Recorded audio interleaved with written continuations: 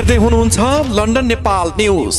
नमस्कार अनि हार्दिक स्वागत छ तपाईँ सम्पूर्णमा लन्डन नेपाल न्यूजमा। म छु शिव भण्डारी।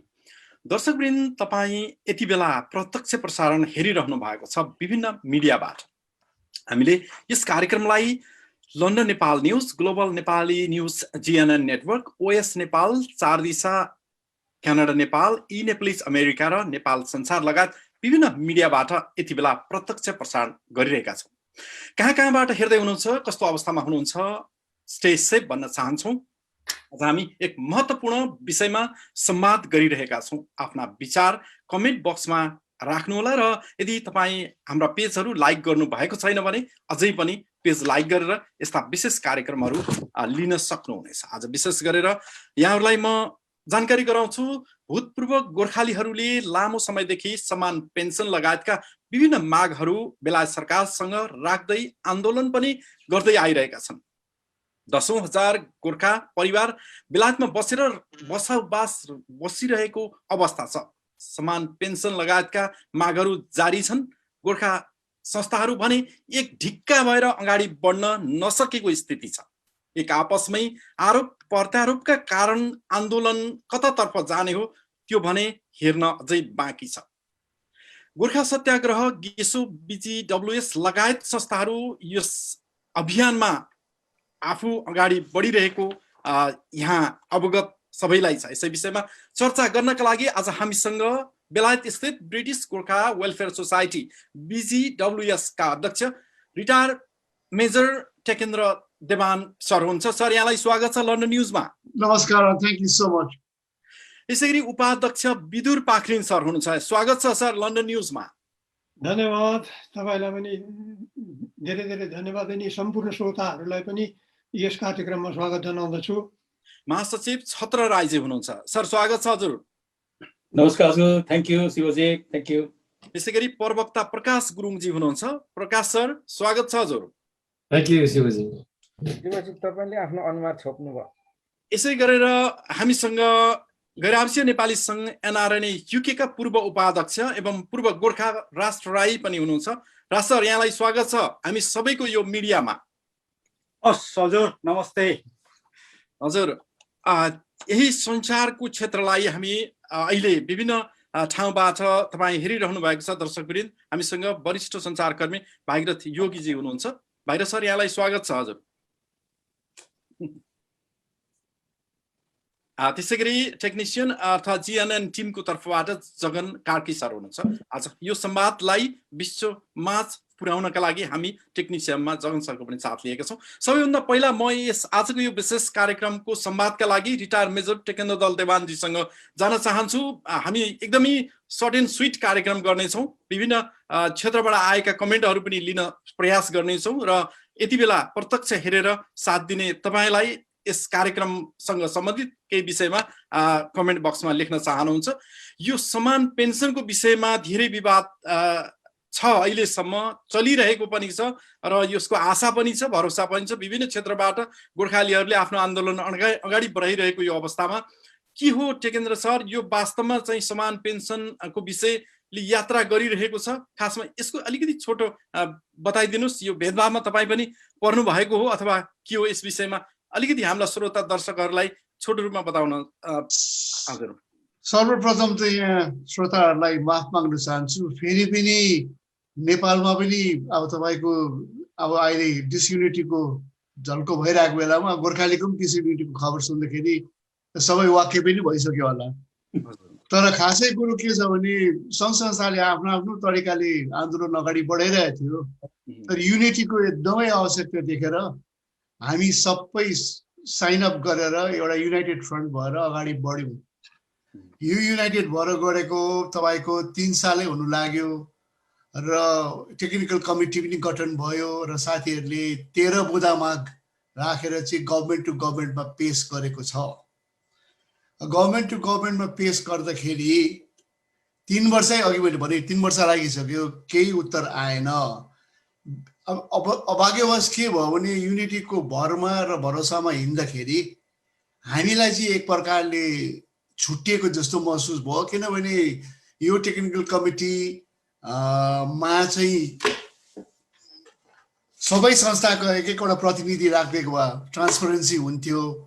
ट्रान्सपरेन्सी नभएकोले गर्दा पनि एउटा विश्वास पनि अब नहुनु पनि क्वाइट नेचुरलै सम्झिन्छु म त। किनभने अब यो कमिटीमा चुनिएको आफै सेल्फ सेलेक्टेड मान्छेहरू हुनुहुन्थ्यो। जस्तो एम्बेसी नेपालको जोइन्ट चेयरमा चाहिँ ड्यामेन प्याटिसन हेडक्वार्टर एमओडीबाट थियो भने हाम्रो कृष्णबहादुर राई कोअर्डिनेटर गोर्खा सत्याग्रह, कृष्ण राई गेसो चेयरम्यान, चन्द्रलक्ष्मज्यू उहाँको स्वर्गले आत्मशान्ति पाउन्, उहाँ अहिले हुनुहुन्न।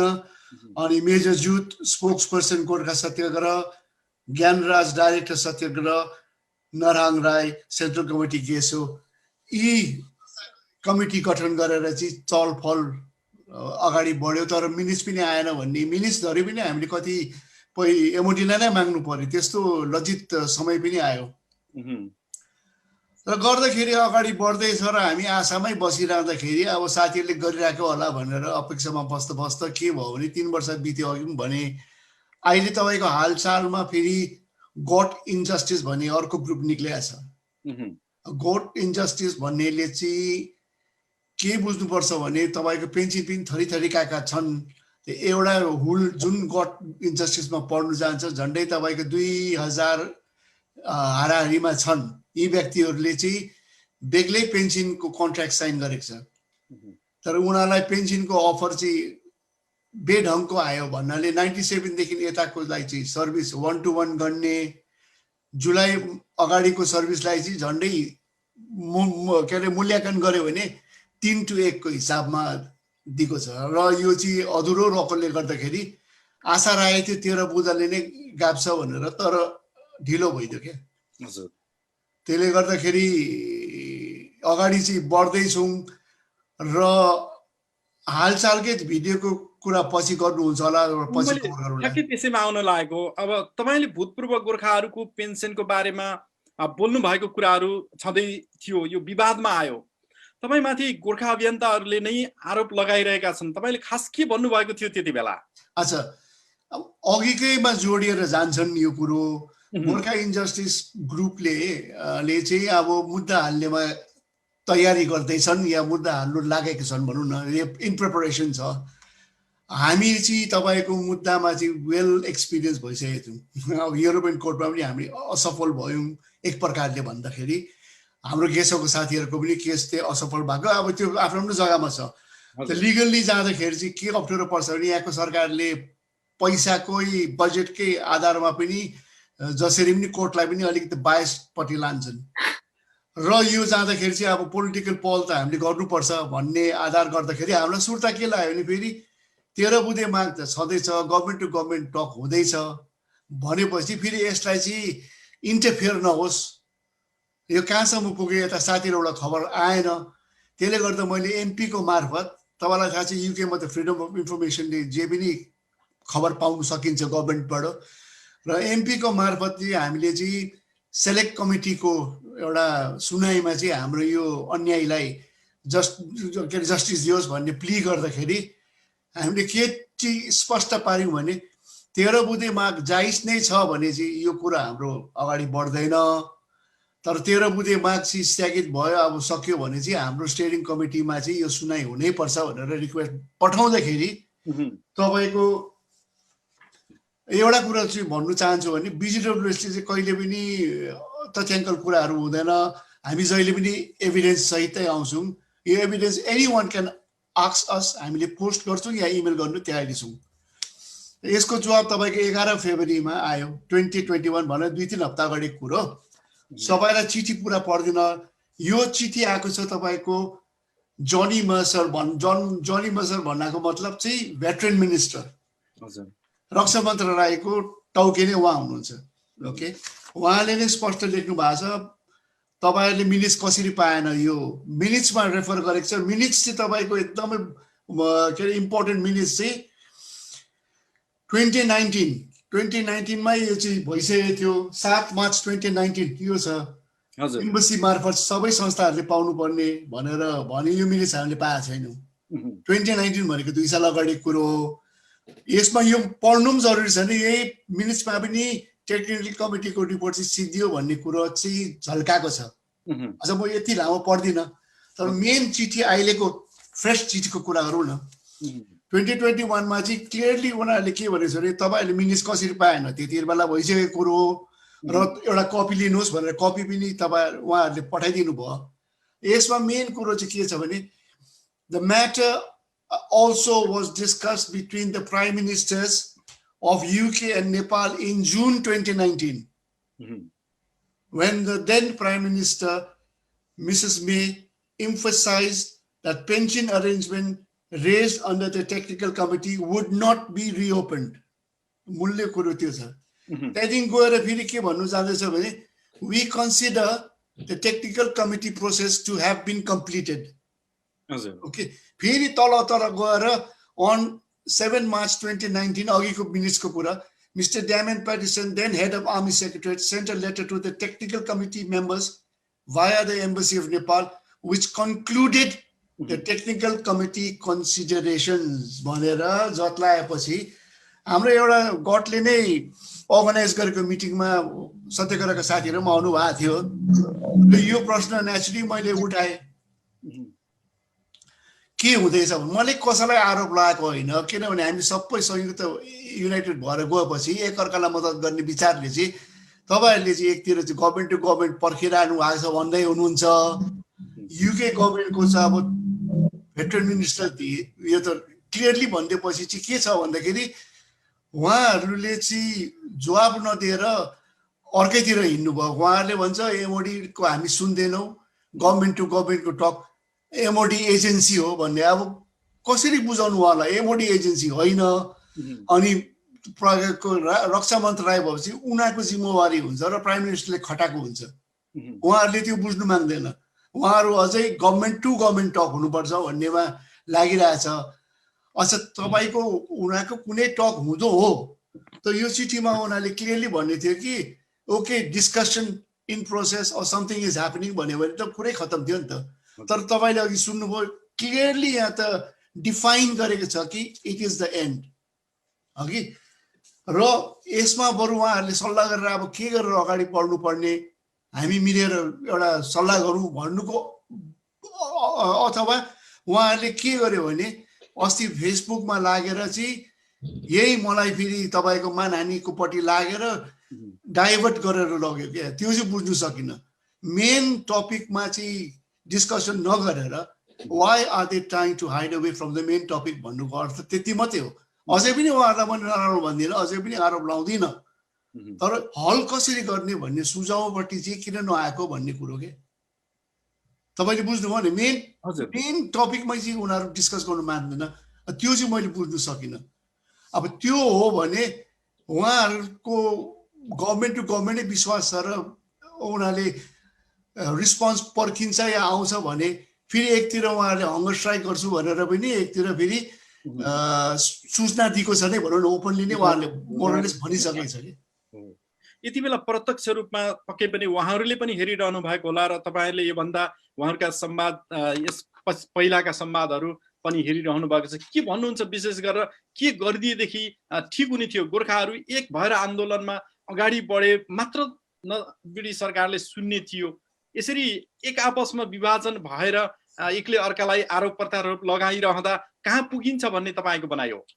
मलाई सर्वप्रथम त म लज्जित छु। आज पनि हामी यो त्यत्रो संसारभरि यो सुनेर बस्ने मान्छेहरू छक्क परिरहेको होला। फेरि यो एउटा के अरे सर्कस नै भयो, एउटा जोक नै भयो। नि युनाइटेड भएर हामी आपसमा घरभित्र बसेर लानुपर्ने कुरो छोडेर एक अर्कालाई लान्छना लगाएर मेन टपिकमा डिल नगर्दा नै हाम्रो कमजोरी त्यसमै छ। के सम्भव यो हुन्छ एक दिन तपाईँको गोर्खा सत्याग्रहका अभियन्ताहरू एकातर्फ तपाईँलाई आरोप लगाइरहनु भएको छ, तपाईँले त्यो संवाद सुनि पनि सक्नु भएको छ र यसै बीचमा उहाँहरूले के पनि भन्नुभएको छ भने एउटा यस्तो खालको हाम्रो संवाद रहिरहँदाखेरि केही कुराहरू बाहिर लिक भए, एउटा अडियो सार्वजनिक भयो भन्ने पनि तपाईहरुलाई आरोप छ नि? त्यो सही कुरो हो तपाईको, तर तपाईले त्यो लिक भएको कुरा बुझ्नु जरुरी के छ भने हामीले चाहिँ हाम्रो मेम्बरहरुबाट कुनै कुरो लुकाउँदैनौं। त्यो क्लोज डोर मिटिङ राख्दिएको थियो सञ्चालकहरूलाई मैले रिक्वेस्टै गरेको थिएँ, यस्तो भुपुको मिटिङ चाहिँ कहिले क्लोज डोर नराख्नुहोस्, ओपन राख्नुहोस्, सबैले सुनोस्, ट्रान्सपरेन्सी होस्, किनभने लुकाउने कुरो केही छैन नि। त्यो नहुँदाखेरि हाम्रो जुन चाहिँ क्लिप चल्यो, जुन चाहिँ सानो आर्गुमेन्ट भयो होइन, जसको हामीले उठाएको प्रश्नको जवाब नदिएको चाहिँ क्लिप चाहिँ हामीले मेम्बरहरूलाई चाहिँ हामीले चाहिँ संस्थाको बिहाफमा यो क्वेसन रेज गरेको थियौँ, जवाब यो आयो भनेर क्लिप घुमाउँदाखेरि अब तपाईँको थाहा छ हाम्रो नेपाली वर्गले कता कताबाट चिप्लाएर त्यो क्लिप घुमाइदियो। तपाईँले पनि त्यो क्लिप सुन्नुहोस्, अथवा तपाईँको यहाँहरूले चाहन्छ भने म युट्युबमा पनि हालिदिन्छु। त्यसैमा कसैलाई केही नराम्रो भनेको छैन, सिम्पली त्यही चिठीको क्वेसन गरेको छौँ, यो चिठी निक्लेको छ, तपाईँहरूले पायो भन्दैछ, के गर्नु हुँदैछ, सिम्पल त्यति हो। अब उहाँले यत्रो लान्छना लगाएर पनि कहिले फेरि बिजिलेले ओके आजदेखि हामी यो युनाइटीमा छैनौँ भनेर भनेको पनि छैन, अझै पनि भनेको छैनौँ। किन हामीलाई विश्वास के राख्छ भने तपाईँले जित्ने मैले जित्ने भन्ने सवाल आउँदैन, हार जित चाहिँ गोर्खा जस्टिसको हुन्छ। र जहाँसम्म हामीलाई लाग्छ हामीलाई चाहिँ गोर्खा जस्टिसकै जित होस्, कुनै तपाईँको रेस होइन कि मैले गोल्ड मेडल पाउने तिमीले सिल्भर मेडल भन्ने होइन, गोल्ड मेडल या जित भन्ने गोर्खा जस्टिसको जित हुनुपर्छ कि। अब हामी त्यसलाई अझ विस्तृतमा अगाडि संवाद गर्ने जानेछौँ। अब अर्को विषय छ यो गट र सिपिसी भन्ने चाहिँ कसरी बुझ्ने यसलाई? तपाईँहरूले भारतीय सैनिक र ब्रिटिस गोर्खा सैनिकले कोले पेन्सन हुनुपर्छ भन्नुभयो भन्ने आइरहेको छ, यो सही हो? अब यसमा चाहिँ अझै हाम्रो मान्छेहरूलाई ओझलमा पार्छ र क्लियरिफाई गर्दैन। एकतिर मलाई कमिटीमा नहालेको अघिको कुरोमा उहाँहरूको लान्छना त्यही छ कि 6 र 7 आइपिसीको कुरा उठायो, यो कुरा त हामी 13 बुधे मागमा पनि छैन भनियो।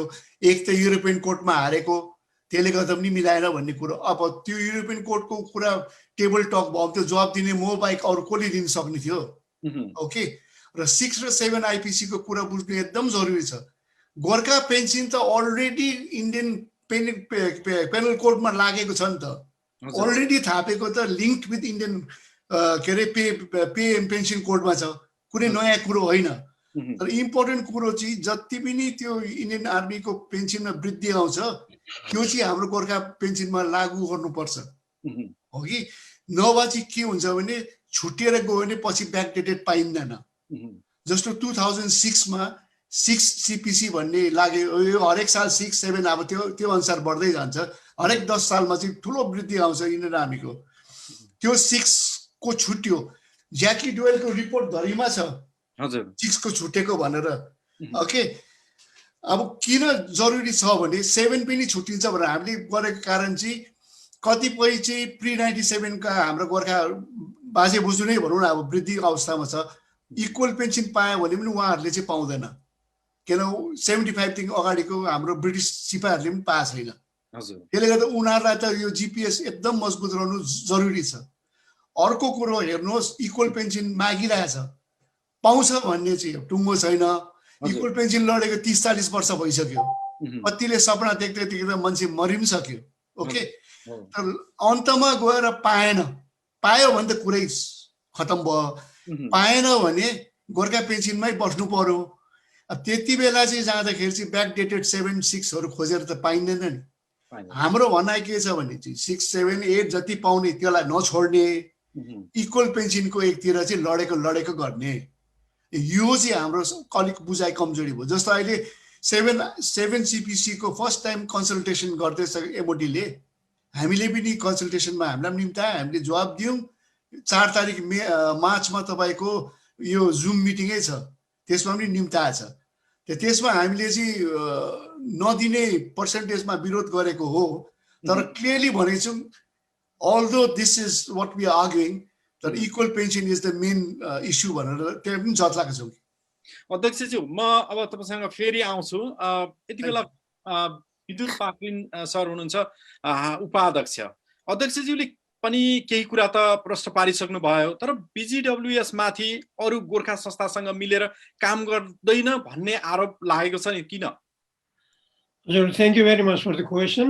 यो कुरो चाहिँ तपाईँको के छ भने एकता भन्ने कुरो संसारको जुनै कुनामा जे नै काम कर्म क्षेत्रमा गयो भने पनि एकताको महत्त्व सधैँ नै रहन्छ। त्यो एकताबाट जो मान्छे बाहिरिएर जानु खोज्छ उसले जीवनमा कुनै क्षेत्रमा कुनै सफलता हासिल गर्दैन। त्यो कुरामा हामी BGWS एकदमै विश्वास राख्छौँ। हजुर।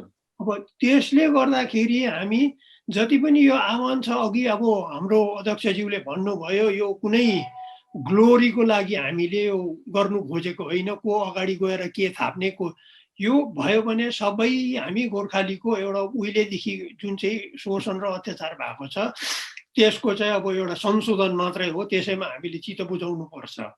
त्यसले गर्दाखेरि हामी BGWS सोसाइटी संस्था भनौँ, हामी सुरुदेखि नै एकता भनेपछि एकदमै तत्पर छौँ। अनि यो एकताको लागि हेर्नुहोस् हामीले के चाहिँ गरेको छैनौँ अहिलेसम्म। सबभन्दा पहिला यहाँ हेर्नुहोस्, यहाँनिर आएर पहिलादेखि नै थियो BGWS अगाडि हुनुभन्दा अगाडिदेखि नै गोर्खाको अन्याय शोषण असमानताको विषयमा आवाजहरू उठिरहेको थियो। तर त्यसमा एउटा खास कुरो चाहिँ यो आवासीय सुविधाको माग चाहिँ कसैले जडान गरेको थिएन है। सुन्नुहोस् है, अब त्यो चाहिँ आयो 2003मा। 2003मा जब हङकङ चाहिँ अब 97मा छोडियो, त्यहाँबाट पछि ब्रुनाई र यहाँ मात्रै रहन गयो।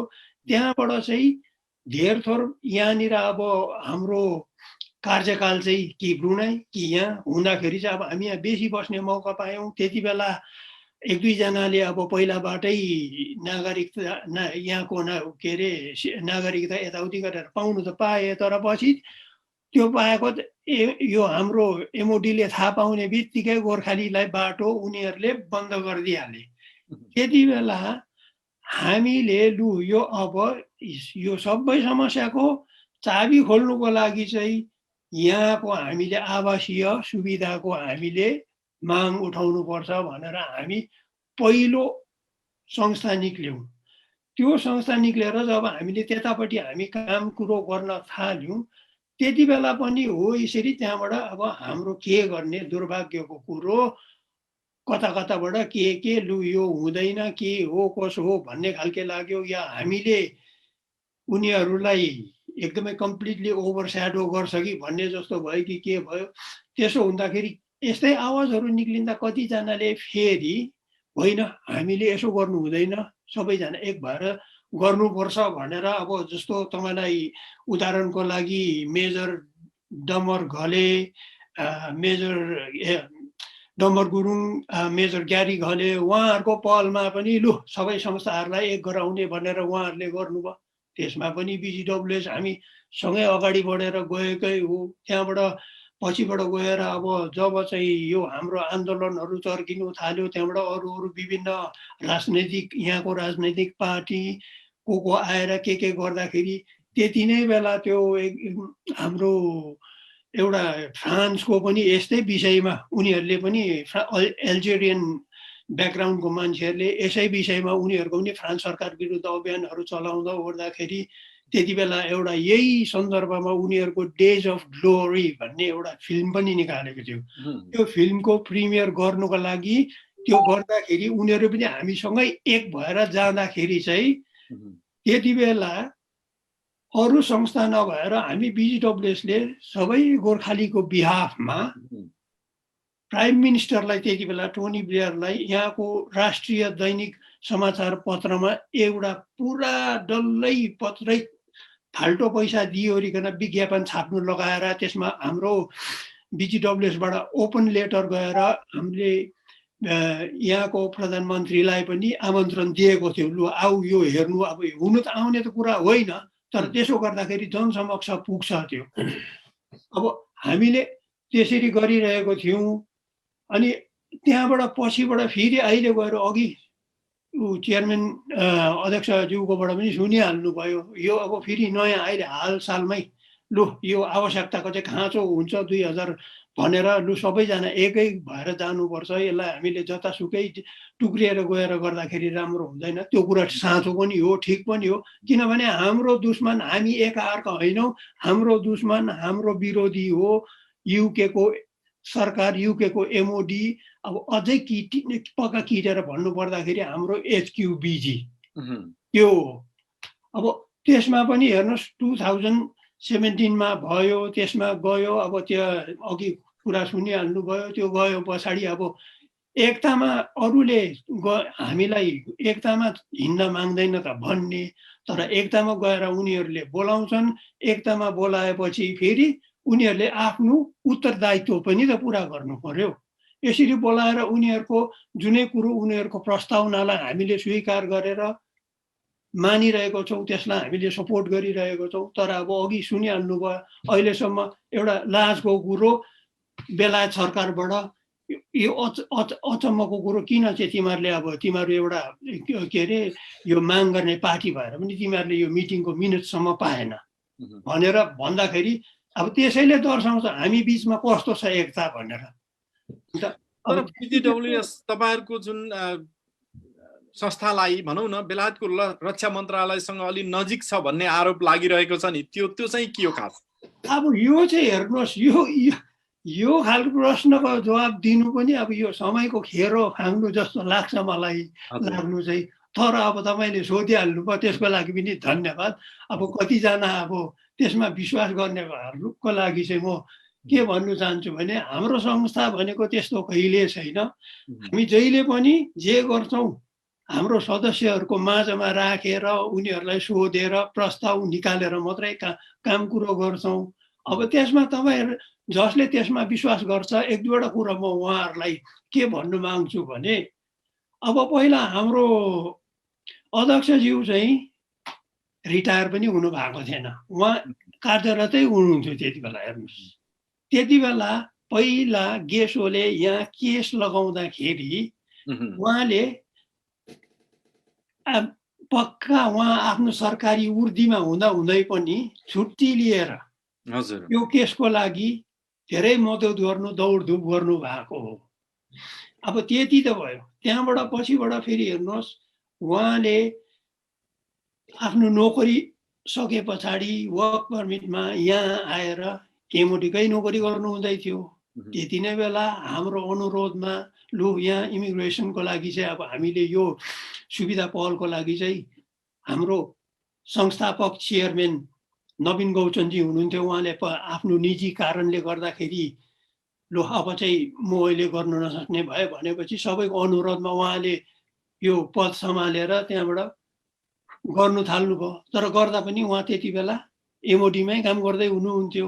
त्यहाँबाट यताउति के हुँदाखेरि सानो उहाँको आर्टिकलहरू न्युजमा आइदिँदाखेरि एमओडीले उहाँलाई नै फेरि लु यो कसरी हुन्छ, एमओडीको जागिर खाएर फेरि एमओडीकै विरोधमा गर्ने भनेर उहाँलाई काममा धेरै अप्ठ्यारोमा पनि पार्यो। निलम्बन के भयो। तर उहाँले त्यो कुरोलाई पछिबाट फाइट गरेर त्यो कुरो चाहिँ के अरे वैधानिक छैन भन्ने पनि बनाउनु भयो। अब त्यस्तैमा अब आम दर्शक श्रोताहरूलाई जसले यो यति बेला प्रत्यक्ष प्रसारण हेरेर बसिरहनु भएको छ, बिजिडब्ल्युएस को चाहिँ धारणा एकपटक यही समग्रमा भनिदिनुहोस्, फेरि पनि आउँछौँ हामी। धारणा चाहिँ हाम्रो चाहिँ हेर्नुहोस्, मूलभूत चाहिँ हाम्रो चाहिँ के हो भने सबभन्दा पहिला थियो हाम्रो यहाँको आवासीय सुविस्ता, त्यसपछि समानता अब 2007 देखि यता भएको छ। त्यहाँबाट अर्को छ पेन्सन।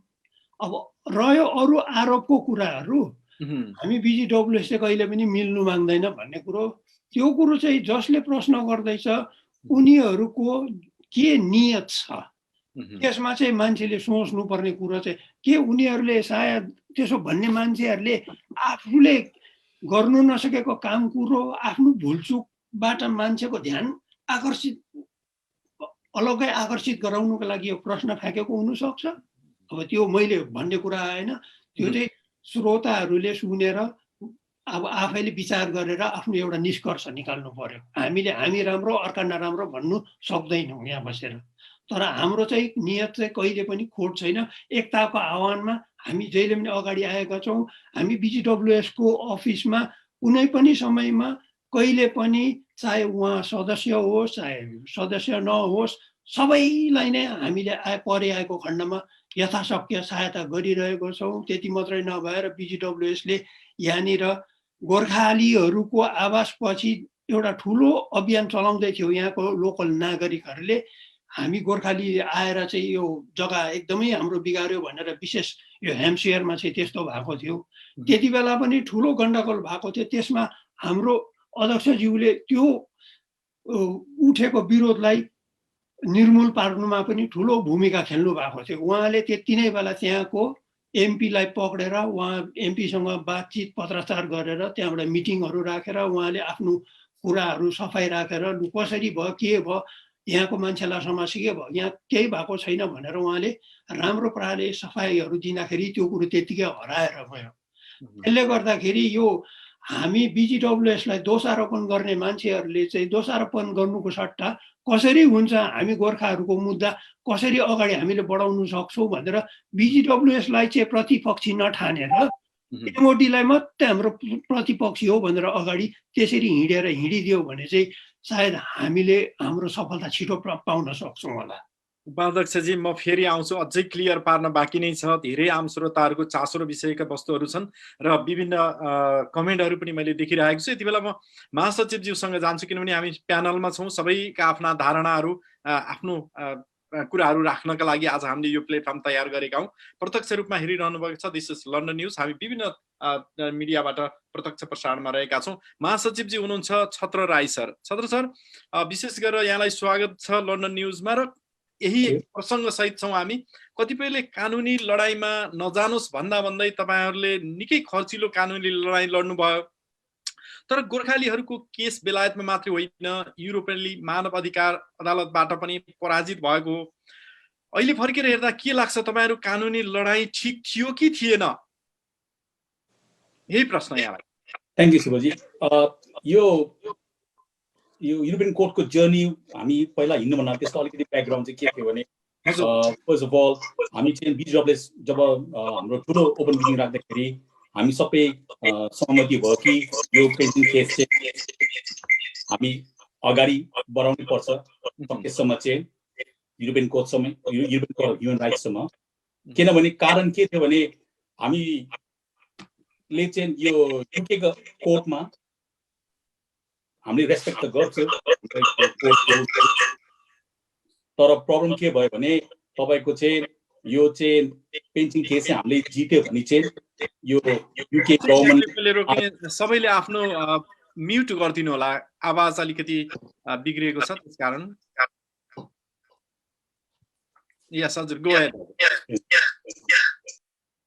युके गभर्नमेन्टले चाहिँ बार पहिला हाम्रो एक दुईवटा केस त्यसरी नै पब्लिक हुँदाखेरि चाहिँ भनाइ के थियो भने यदि यो पेन्सन मुद्दा चाहिँ गोर्खाले जित्यो भने चाहिँ ट्याक्स पेयर्सको बिलियन पाउन्डहरू चाहिँ हरेक साल चाहिँ उहाँहरूले चाहिँ तिर्नुपर्छ भनेर सबैलाई डर देखाइदिन्थ्यो।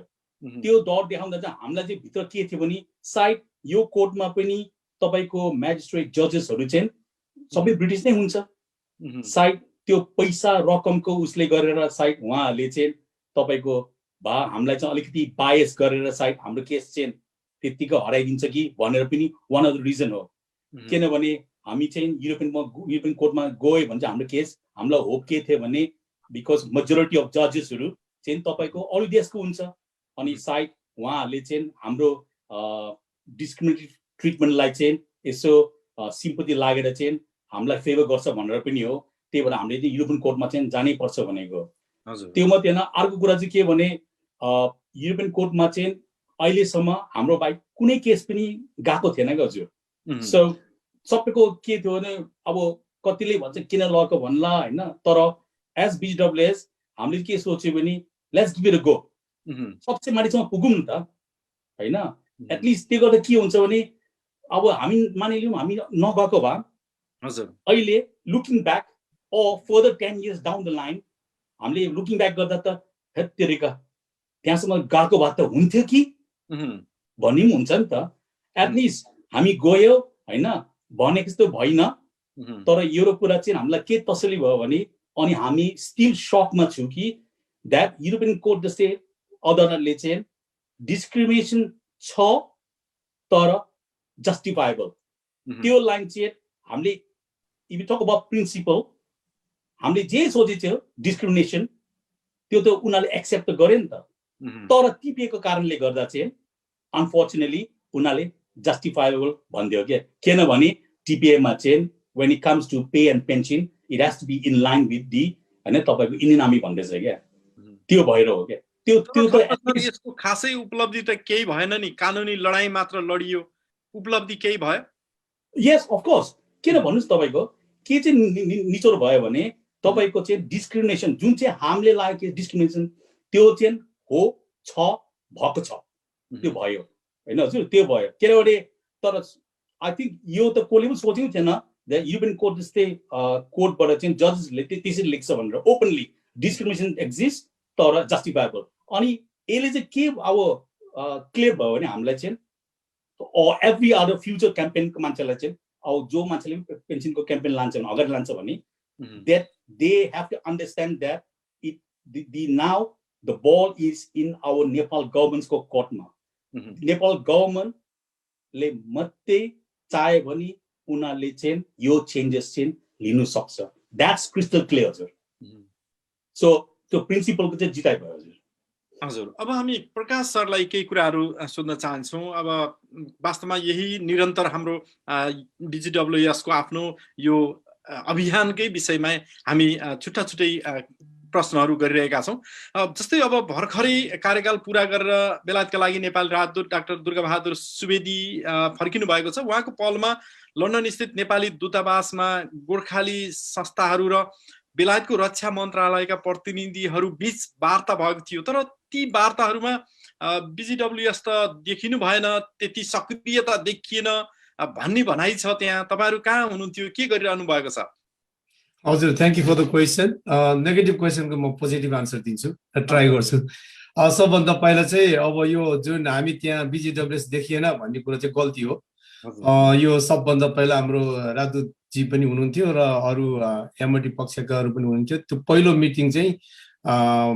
भएको डेट चाहिँ 29 मार्च 2017 मा यो एमओडी बिल्डिङमा भएको थियो जुन चाहिँ त्यो दिनमा चाहिँ 13 बुँदे माग एकदमै फेमस छ त्यो गोर्खाहरूको बीचमा त्यो बुझाइएको थियो र त्यो बुझाइसकेपछि एकदम सिरियल मिटिङहरू भयो त्यो पछि र ती मिटिङहरूमा भए चाहिँ हामीलाई कारणवश उहाँहरूले गोर्खा सत्याग्रह र अरु भूपू गोर्खाहरू चाहिँ त्यहाँ सम्मिलित हुनुभयो र हामीले कुनै मिटिङमा पनि बोलाइएन जुन कुराहरू अघि नै हाम्रो अध्यक्षज्यू उपाध्यक्षज्यूले पनि कभर गर्नु भएको छ है र यो देखिएन भने सायद त्यो मिटिङमा चाहिँ हामी देखिएन भन्दा त्यो त अब मिटिङमा त्यतिकै अब हामी जबरजस्ती जाने कुरा त भएन उहाँले एउटा चाहिँ टेक्निकल कमिटी भनेर गठन गर्नुभयो आफ्नै खुसीको जुनमा चाहिँ अघि अध्यक्षज्यूले सुरुमा नाम पनि भन्नुभयो त्यो टेक्निकल कमिटीमा चाहिँ हाम्रो 5 जना भूपू गोर्खाहरू चाहिँ हुनुहुन्थ्यो हैन त्यसमा चाहिँ हामीलाई सम्मिलित गरेन अनि हाम्रो सत्याग्रहको अभियन्ता ज्ञानराजज्यूले के भन्नु भएको छ क्लियरली भने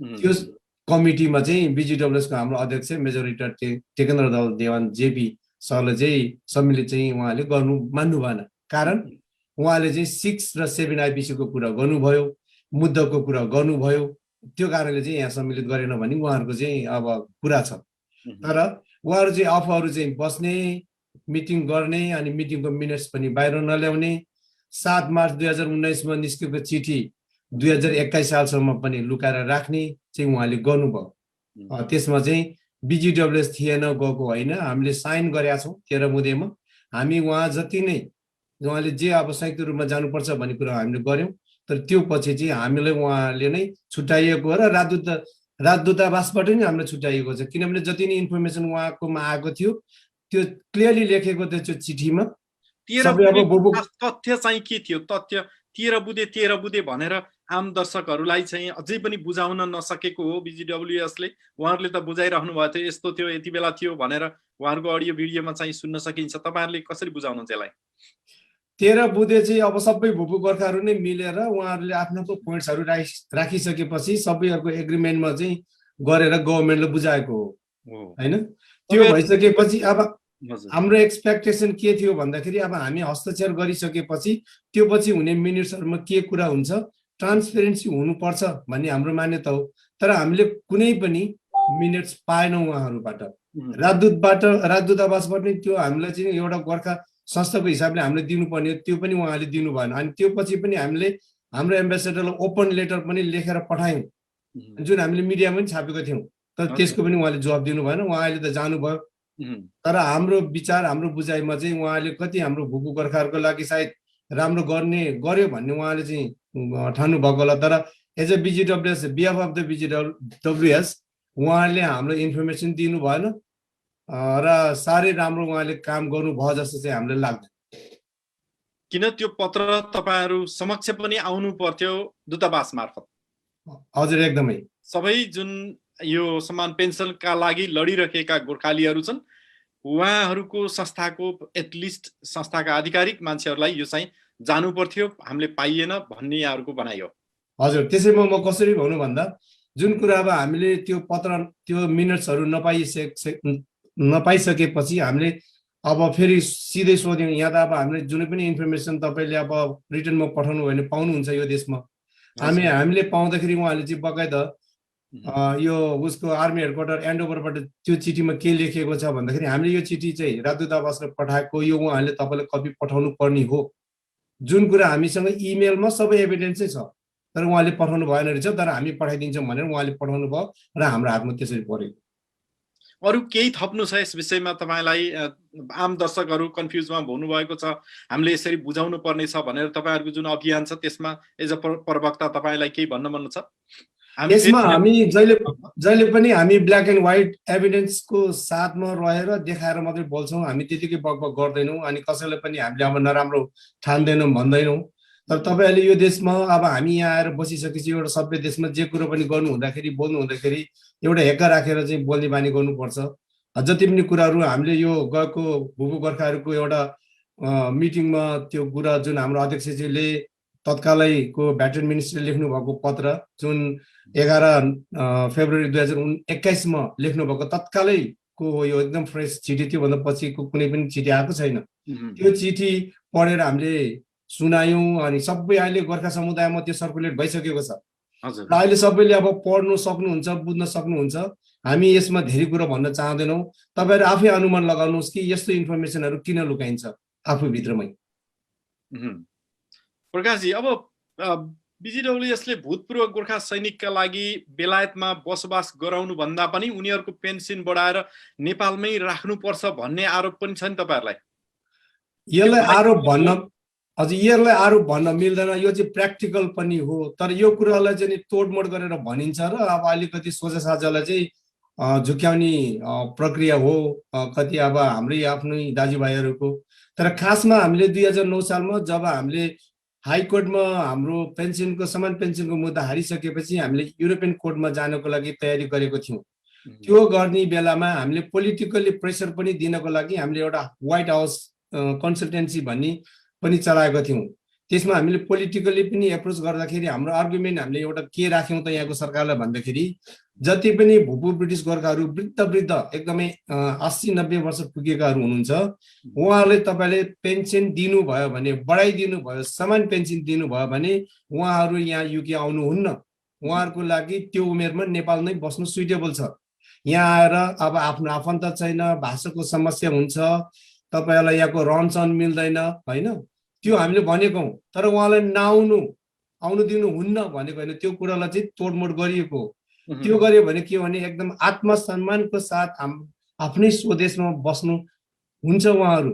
जस्तै अहिले तपाईँले तत्कालै देख्नुभयो यो कोरोना कहरले गर्दाखेरि 50 जना भन्दा बढी भूपू ब्रिटिस गोर्खाहरूको मृत्यु भइसकेको छ युकेमा। अनि अहिले पनि जति जीवित हुनुहुन्छ हाम्रो बाबाआमाहरू एकदमै वृद्ध जसको आफन्त यहाँ छैनन्, उहाँहरू यो कोभिडको 2टा भ्याक्सिन लगाएर नेपाल जानको लागि अधुर छन् उहाँहरू। यस्तो स्थिति छ। यो स्थिति आउने थिएन, त्यही भएर हामीले गभर्मेन्टलाई त्यो भनेको हौँ। अनि अब जस्तै यहाँ आउनु भएको बाबाआमाले उहाँलाई NHS, free NHS, pension credit, housing benefit, bus pass सबै प्रोड्युस गर्दा त गभर्मेन्टको पैसा बढी खर्च हुन्छ, पेन्सनमा त धेरै खर्च हुँदैन। हामीले त्यो कुरा राख्दाखेरि यहाँ चाहिँ के कुरा हामीले जवाब पायौँ भन्दाखेरि यो कुराहरू युके को गभर्मेन्टमा चाहिँ डिपार्टमेन्ट टु डिपार्टमेन्ट कहिले पनि टक हुँदैन। जति पनि हामीले पेन्सन दिन्छ, पेन्सन चाहिँ मिनिस्ट्री अफ डिफेन्सले दिन्छ, एमओडीले, र जति पनि यो बेनिफिट, हाउसिङ बेनिफिट, पेन्सन क्रेडिटहरू चाहिँ तपाईँको चाहिँ यो डिडब्ल्युपीले दिन्छ, त्यसले डिफ्रेन्ट डिपार्टमेन्ट। अनि कहिले पनि मिनिस्टरहरू चाहिँ डिफ्रेन्ट डिपार्टमेन्टको चाहिँ टक गर्न मान्दैन रहेछ यहाँ पनि। उनीहरूले के भन्यो भन्दाखेरि यदि मिलियन पाउन्डको कुरा हो भने टक हुन्छ, नत्र यो चाहिँ हुँदैन। जति कुरा अब उनीहरूको आफ्नो डिपार्टमेन्टलाई हर मेजेस्टी ट्रेजरीले दिएको छ त्यसै हिसाबमा उनीहरूले काम गर्दो रहेछ। त्यो अनुभव पनि भयो। खास तर त्यो प्रकाशजी, कुरालाई चाहिँ हो तपाईँहरूलाई चाहिँ नि यस्तो मानसिकताको तपाईँहरू एउटा कुरा गरिरहँदा एमओडीको भाषा बोल्छ बिजिडब्ल्युएसले भन्ने भनाइ पनि छ नि, त्यसलाई हो, कसरी? त्यो ठ्याक्कै म त्यहीँनिर आएँ। त्यो कस्तो भन्दाखेरि हामीले विन विन सिचुएसनको कुरा गर्दाखेरि त्यो हाम्रो वृद्ध बाबा आमाहरूलाई याउनु भन्दा उहाँले समान पेन्सन दियो भन्दा पेन्सन त तपाईँ अधिकारको कुरा हो नि। बेनिफिट भन्ने कुरा त तपाईँले सर्भाइभ हुनलाई दिने कुरा हो। बेनिफिट खाएर बस्नु भन्ने कुरा राम्रो होइन। हामी इज्जतको साथ नेपालमा बस्न सक्थ्यौँ हाम्रो भोको वृद्ध बाबा आमाहरू। त्यही भएर हामीले त्यो विन विन दुवैतर्फलाई चाहिँ नि फाइदा हुने कुरा गर्दाखेरि हामीलाई यहाँबाटको भाका लियो भन्ने आरोप हो। त्यो त अब बुझाइ अब बुझ्ने व्यक्तिहरूले त बुझिहाल्नुहुन्छ, तर कति अबुझ व्यक्तिहरूले चाहिँ बुझ बचाएर बुझ्ने लाइन हो। तर हामीले 2003 देखि 2021 सम्म अब भूपू गोर्खाहरूको हकितको लागि लडिरहेको एउटा संस्थाले त्यस्तो कुरा हामीले कसरी बोल्न सक्छ? र उहाँहरूले भन्नुहुन्छ तपाईँहरू आन्दोलनका विषयमा अगाडि पनि अझ सशक्त भएर लाग्नु भएन, सामान्य चाहिँ नि आफ्नो यो अब भनौँ न विषयमा मात्रै बसिराख्नु भयो भन्ने कुराहरू पनि आएको छ। अलिकति सशक्त भएर लाग्नु भएन भन्ने कुरालाई अझ जोडले लाग्ने तयारी गर्दै हुनुहुन्छ कि कस्तो छ प्रकाशजी? एकदमै हाँसोलाग्दो कुरा छ यो। कसरी तपाईँ यसरी त्यो कुराहरू अब सुन्नमा आउँछ? यो एउटा यस्तो संस्था हो जुन आफ्नै गोर्खा भवन छ 2005 सालदेखि लिएर 2021 सालसम्म। अहिले तपाईँहरू हाम्रो स्क्रिनमा देख्नुहुन्छ हाम्रो अध्यक्षज्यू मेजर टिकेन्द्र दल देवान साहब, उहाँ हाम्रै आफ्नै गोर्खा भवनको अफिसमा बसेर अहिले बोलिराख्नु भएको छ।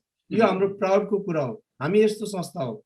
अनि हामी पहिलो संस्था हो जसले हामीले हाइकोर्ट देखि लिएर युरोपियन कोर्टसम्म हाम्रो गोर्खा समान पेन्सनको मुद्दा लिएर हामी चाहिँ गयौँ। करोडौँ रुपियाँको खर्च गऱ्यौँ हामीले। अनि हामी यस्तो संस्था हो जो 2003 सालमा पहिलो पटक गोर्खाहरू एकत्रित भएर हामीले सिटिजनसिप राइटको लागि फाइट गरेर विन गरेको संस्था हो। यो त उहाँहरूले कस्तो भने हामीले गरेको कामहरूको हाम्रो प्रगतिहरू चाहिँ नपचेर उहाँले बोल्ने भाषा हो। यो सरासर झुट कुरा हो। प्रकाशजी, फेरि हामी तपाईँसँग फेरि जोडिन्छौँ। अन्तिमसम्म हामी कुराकानी अगाडि बढाउने नै छौँ। दर्शकवृन्द, हामी यति बेला अझ चाहिँ एउटा गोर्खालीहरूको मुद्दालाई नजिकबाटै हेर्नु भएको छ। राष्ट्र राई हुनुहुन्छ, उहाँ आफू ब्रिटिस गोर्खा सैनिक पनि हुनुहुन्छ, विभिन्न सङ्घ संस्थामा आबद्ध रहेर संस्थाका गतिविधिहरूका बारेमा अवलोकन गर्नुहुन्छ र यथार्थ कुरा गर्नुहुन्छ। आज यही विषय रहेको छ। उहाँ गैर आवासीय नेपाली सङ्घ एनआरएनए युके को पूर्व उपाध्यक्ष पनि हुन्छ। राष्ट्रजी, स्वागत छ तपाईँलाई। यो विषयमा आज तपाईँसँग पनि केही कुरा गर्नुपर्ने जरुरत ठानेर हामीले यहाँलाई आज यो उसमा जोडेका छौँ। स्योर शिवजी, हजुर फायर अन क्वेसन गरिदिनुहोस्। अब विषय प्रसङ्ग यही छ। हामी निरन्तर यही अभियानमै कुराकानीकै क्रममा छौँ। भूतपूर्व गोर्खाहरूकै संस्थाहरू बीच न्यूनतम सहमति पनि हुन नसकेको अवस्था, यो समाधान होला भन्ने अथवा गैर गोर्खा संस्थाहरू एकै ठाउँमा उभिन नसक्नुको कारण चाहिँ के होला, तपाईँ कसरी बुझ्नु भएको छ? धन्यवाद शिवजी क्वेसनको लागि। हुन त यो प्रिटी मच एन्सर त तपाईँले पाइसकिहाल्नु भयो। विशेष गरी हाम्रो आफ्नो धारणा छुट्टै हुन्छ नि, अलिकति हजुर एकदम तपाईँको धारणाले के फरक पार्न सक्छ? हजुर, म चाहिँ एकदम सटिकमा एउटा एन्सर दिन्छु हजुरलाई। विशेष गरी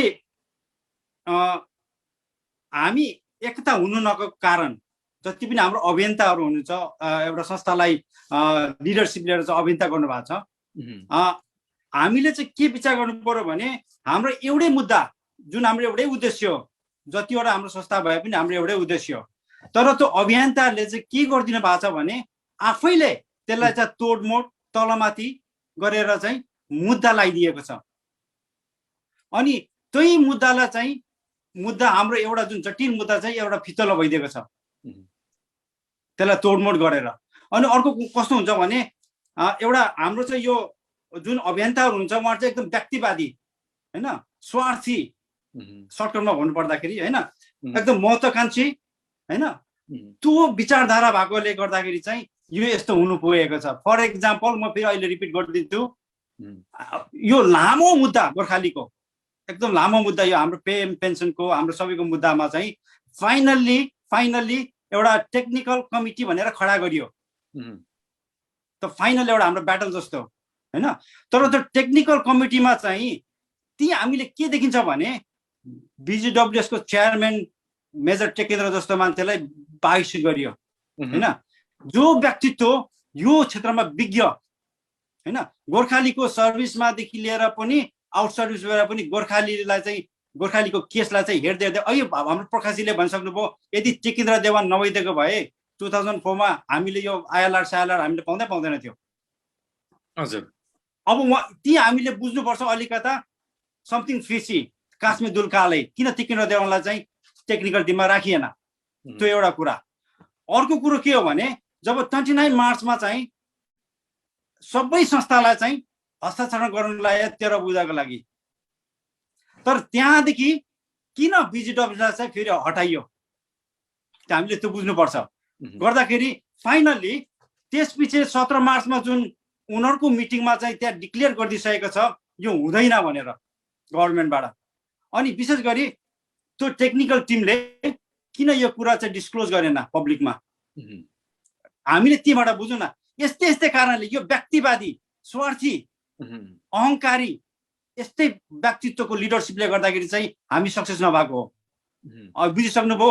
BGWSले अहिले जहिलेसम्म गरेको कामहरू सबै पारदर्शी हुन्छ, ट्रान्सपरेन्ट हुन्छ, मेम्बर्सलाई इमेल हुन्छ, वेबसाइटमा सबै इन्फर्मेसन राख्दै हुन्छ।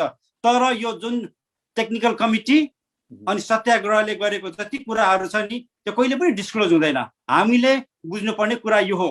अनि अर्को कुरो के हो भने सत्याग्रहको अध्यक्ष जो ज्ञानराजज्यूले के भन्नुभएको छ भने अगस्त 1 सम्म कुनै पनि सङ्घ संस्थाले एक्टिभिटी गर्नु नगर्नु भनेर उहाँले चाहिँ आह्वान गर्नुभएको छ। त्यसको कारण के हो हैन, यी त उहाँले त्यसको कङ्क्रिट के छ त गभर्मेन्टसँग भएको कुरा उहाँले चाहिँ हामीलाई डिस्क्लोज गर्नु पर्यो, पब्लिकलाई, मेम्बरलाई, संस्थालाई। यदि होइन भने त्यसको हिडन एजेन्डा के छ त उहाँको हैन। उहाँले त जहिले पनि मान्छेलाई प्रत्यारोप गरेर त उहाँ त त्यसरी त हुँदैन त हैन। गर्दाखेरि मेरो यहीँबाट उहाँलाई क्वेसन, तपाईँले किन अगस्त 1 सम्म हामीलाई प्रतिबन्ध लाउनु भन्दैछ के छ? अनि यो सबै रिगार्डलेस जोसुकै होस् जुनै संस्थाको हामी सबैको मर्म एउटै हो, सबैले बुझ्नुपर्छ मेम्बरले। अनि अर्को कुरो हामी एउटै धारमा आउन नसकेको कारण चाहिँ हामी आफै हो, पब्लिक हो, मेम्बर्स हो, हामी टु लोयल हैन। म एउटा संस्थामा अबद्ध भयो भने बस संस्थाको झोला टिपो हिँड्यो, तर मेरो रेस्पोन्सिबल के हो भने म आउटसाइड अलिकति त्यहाँ गएर मेरो संस्थाले के गर्दैछ त त्यो पनि हेर्नु सक्नु पर्यो हैन। सधैँभरि मैले चाहिँ अब बुझ्नु भने शिवजी मैले भनेको कुरा मैले फेरि यसलाई रिपिट गर्दिनँ हैन। गर्दाखेरि कस्तो भने हाम्रो चाहिँ त्यो हाम्रो चाहिँ एउटा जति पनि लिडर्सहरूको चाहिँ एउटा अहम भावना स्वार्थी भएर चाहिँ हामी सक्सेस हुन नसकेको।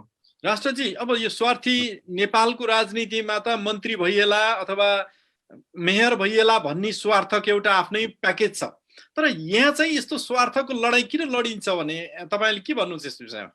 हजुर, यो चाहिँ कुनै ठोस छैन, तर मेरो एउटा आफ्नै इन्टरप्रेसन, मेरो एक्सपिरियन्स, मेरो अनुभव है। म नेपाली भएकोले गर्दाखेरि अनि म एक्स पनि भएकोले गर्दाखेरि म पनि भिक्टिम हो हैन। हाम्रो नेपालीको कस्तो हुन्छ भने आफै खाउँ आफै गरौँ भन्ने एउटा उखान कस्तो छ नि, त्यो एउटा हाम्रो मेन्टालिटी छ हैन। अनि कस्तो भने यहाँ एउटा एक किसिमको के भन्छ एउटा ट्रेन्ड पनि थियो कि एउटा फेसन हैन। एकजना भाइले लेखेको आर्टिकल मैले पहिला पढेको थिएँ, अनि म बिर्सेँ त्यो नाम। कस्तो भने मान्छे जम्मा गर्यो हेर्नुहोस् है हैन, एउटा संस्थाले मान्छे बुढाबुढी जम्मा गर्यो अनि ब्रिटिसको ब्याकबाइट गर्यो। ब्रिटिस तानाशाही हो कि होइन? हो। ब्रिटिस साम्राज्यवाद हो कि होइन? हो। ब्रिटिसले हामीलाई एक्सप्लोटेसन गरेको हो कि होइन? हो। मानव तस्कर गरेको कि होइन? हो। हामीलाई ठगेको हो कि होइन? हो भन्यो बुढाबुढीलाई हैन, म्यानिपुलेट गर्यो। अनि हामीले सङ्घर्ष गर्दैछौँ, सङ्घर्ष गर्नको लागि हामीलाई आर्थिक, भौतिक, सामाजिक सबै मद्दत चाहिन्छ, गर्नु तयारी छ कि छैन? छ। ल त्यसो भने हामीलाई 50 पाउन्ड चाहियो, 100 पाउन्ड चाहियो। मैले do you know where I am coming from हैन। यो एउटा छ, यो संस्थामा छ हजुर हैन, छ। हौ त्यो हो एउटा, बुझ्नुभयो कि? कति मान्छेले यसलाई माई खाने भाँडा पनि बनाएको छ हैन। मैले भने नि जब एउटा आउटकम लुकाएर राखिन्छ हैन, जसको लागि हामी लडिरहेको छ, अरे सुन्नु त पाउनु पर्यो नि, मैले एक्जाम दिएँ भने टेस्ट त रिजल्ट त मैले थाहा पाउनु पर्यो नि, पास अर फेल होइन, अनि पो मैले नेक्स्ट मुभ गर्छु त होइन। त्यो टेक्निकल कमिटीले 2 वर्ष किन लुकायो, त्यसको के हो रिजन होइन। 2 वर्ष अगाडि नै जब 17 मार्चमै त्यो जब उनीहरूले निर्णय पाए अनलाइन मिटिङमा, त्यतिखेर नै सबै डिस्क्लोज गर्दै भए 2 वर्षमा सबै संस्था मिलेर हामीले अर्को स्ट्राटेजी बनाउँथ्यो नि फेरि नेक्स्ट फेज। हजुर, तर त्यो किन भएन, जहिले तैले के हेरेछ, हामी लड्दैछ होइन, हामी अनमोल नपारेको छ जनतालाई, मेम्बर्सलाई गर्दा। मेम्बर्सहरू तपाईँहरू यो सुन्दै हुनुहुन्छ भने होइन एकदम अवेर हुनुहोस्, क्वेसन सोध्नुहोस् तपाईँको लिडरलाई। Shivji I hope I answer it. एकदम ठिक छ। तपाईँले एउटा के भने आम दर्शक श्रोताहरूलाई चाहिँ अहिले भइरहेको र तपाईँले आफ्नो अनुभव सेयर गरिदिनु भयो। त्यस्तै गरेर अब यो अहिले यो भूतपूर्व गोर्खा सैनिकहरूले बेलायतको नागरिकता लिएको भए पनि उनीहरूको नेपाली नागरिकता खोज्नु हुँदैन भन्ने माग पनि उठिरहेको छ। तपाईँले एनआरएनमा बसेर काम गर्नुभयो, तपाईँले के लाग्छ यो कतिको जायज हो राष्ट्रजी? Shivji thank you. सुरुमा म यो डिक्लेयर गर्न चाहन्छु, म कुनै कानुनी विज्ञ होइन, म एक्सपर्टिज होइन, तर के भने हामी सबैलाई थाहा भइसकेको छ बाइ नाउ, नेपालको कानुनी ऐनमा के लेखिएको छ भने कुनै पनि नेपाली विदेशमा गएर त्यो देशको नागरिक लिन्छ भने स्वयं नेपाल त्यो आफ्नो प्यारेन्टियल देशको चाहिँ नागरिकता खारेज हुन्छ भनेर त्यो लेखिएको छ तपाईँको कानुनी ऐनमा होइन।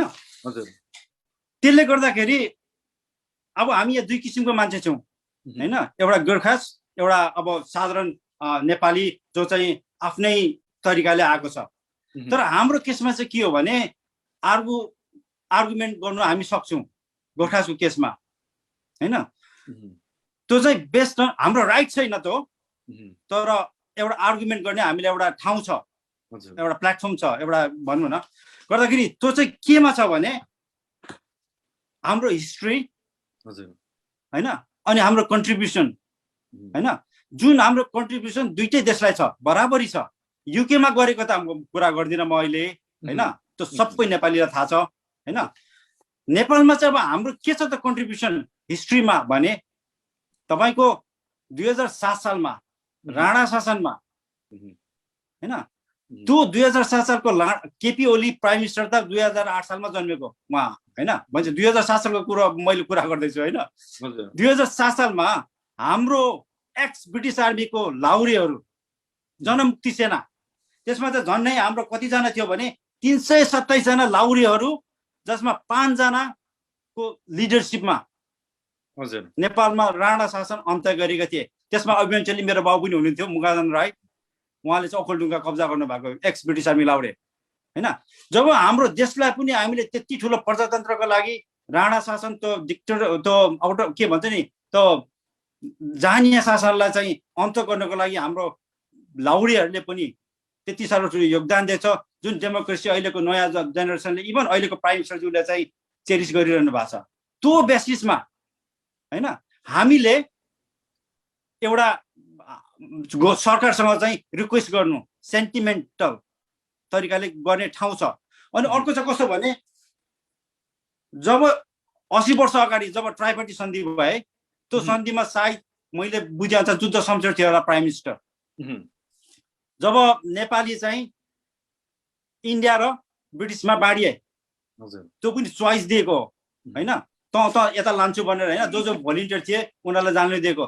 त्यो जाने बेलामा जुद्ध शमशेरले नेपालीलाई भनेको जस्तो खानु दिनुपर्छ, नेपालीको कल्चर ट्रेडिसन उनीहरूले मान्नुपर्छ, त्यस्तै एग्रिमेन्ट गरेर चाहिँ नेपाली भएर जाने, नेपाली भएर आउने भएर चाहिँ त्यसरी एग्रिमेन्ट गरेको थियो।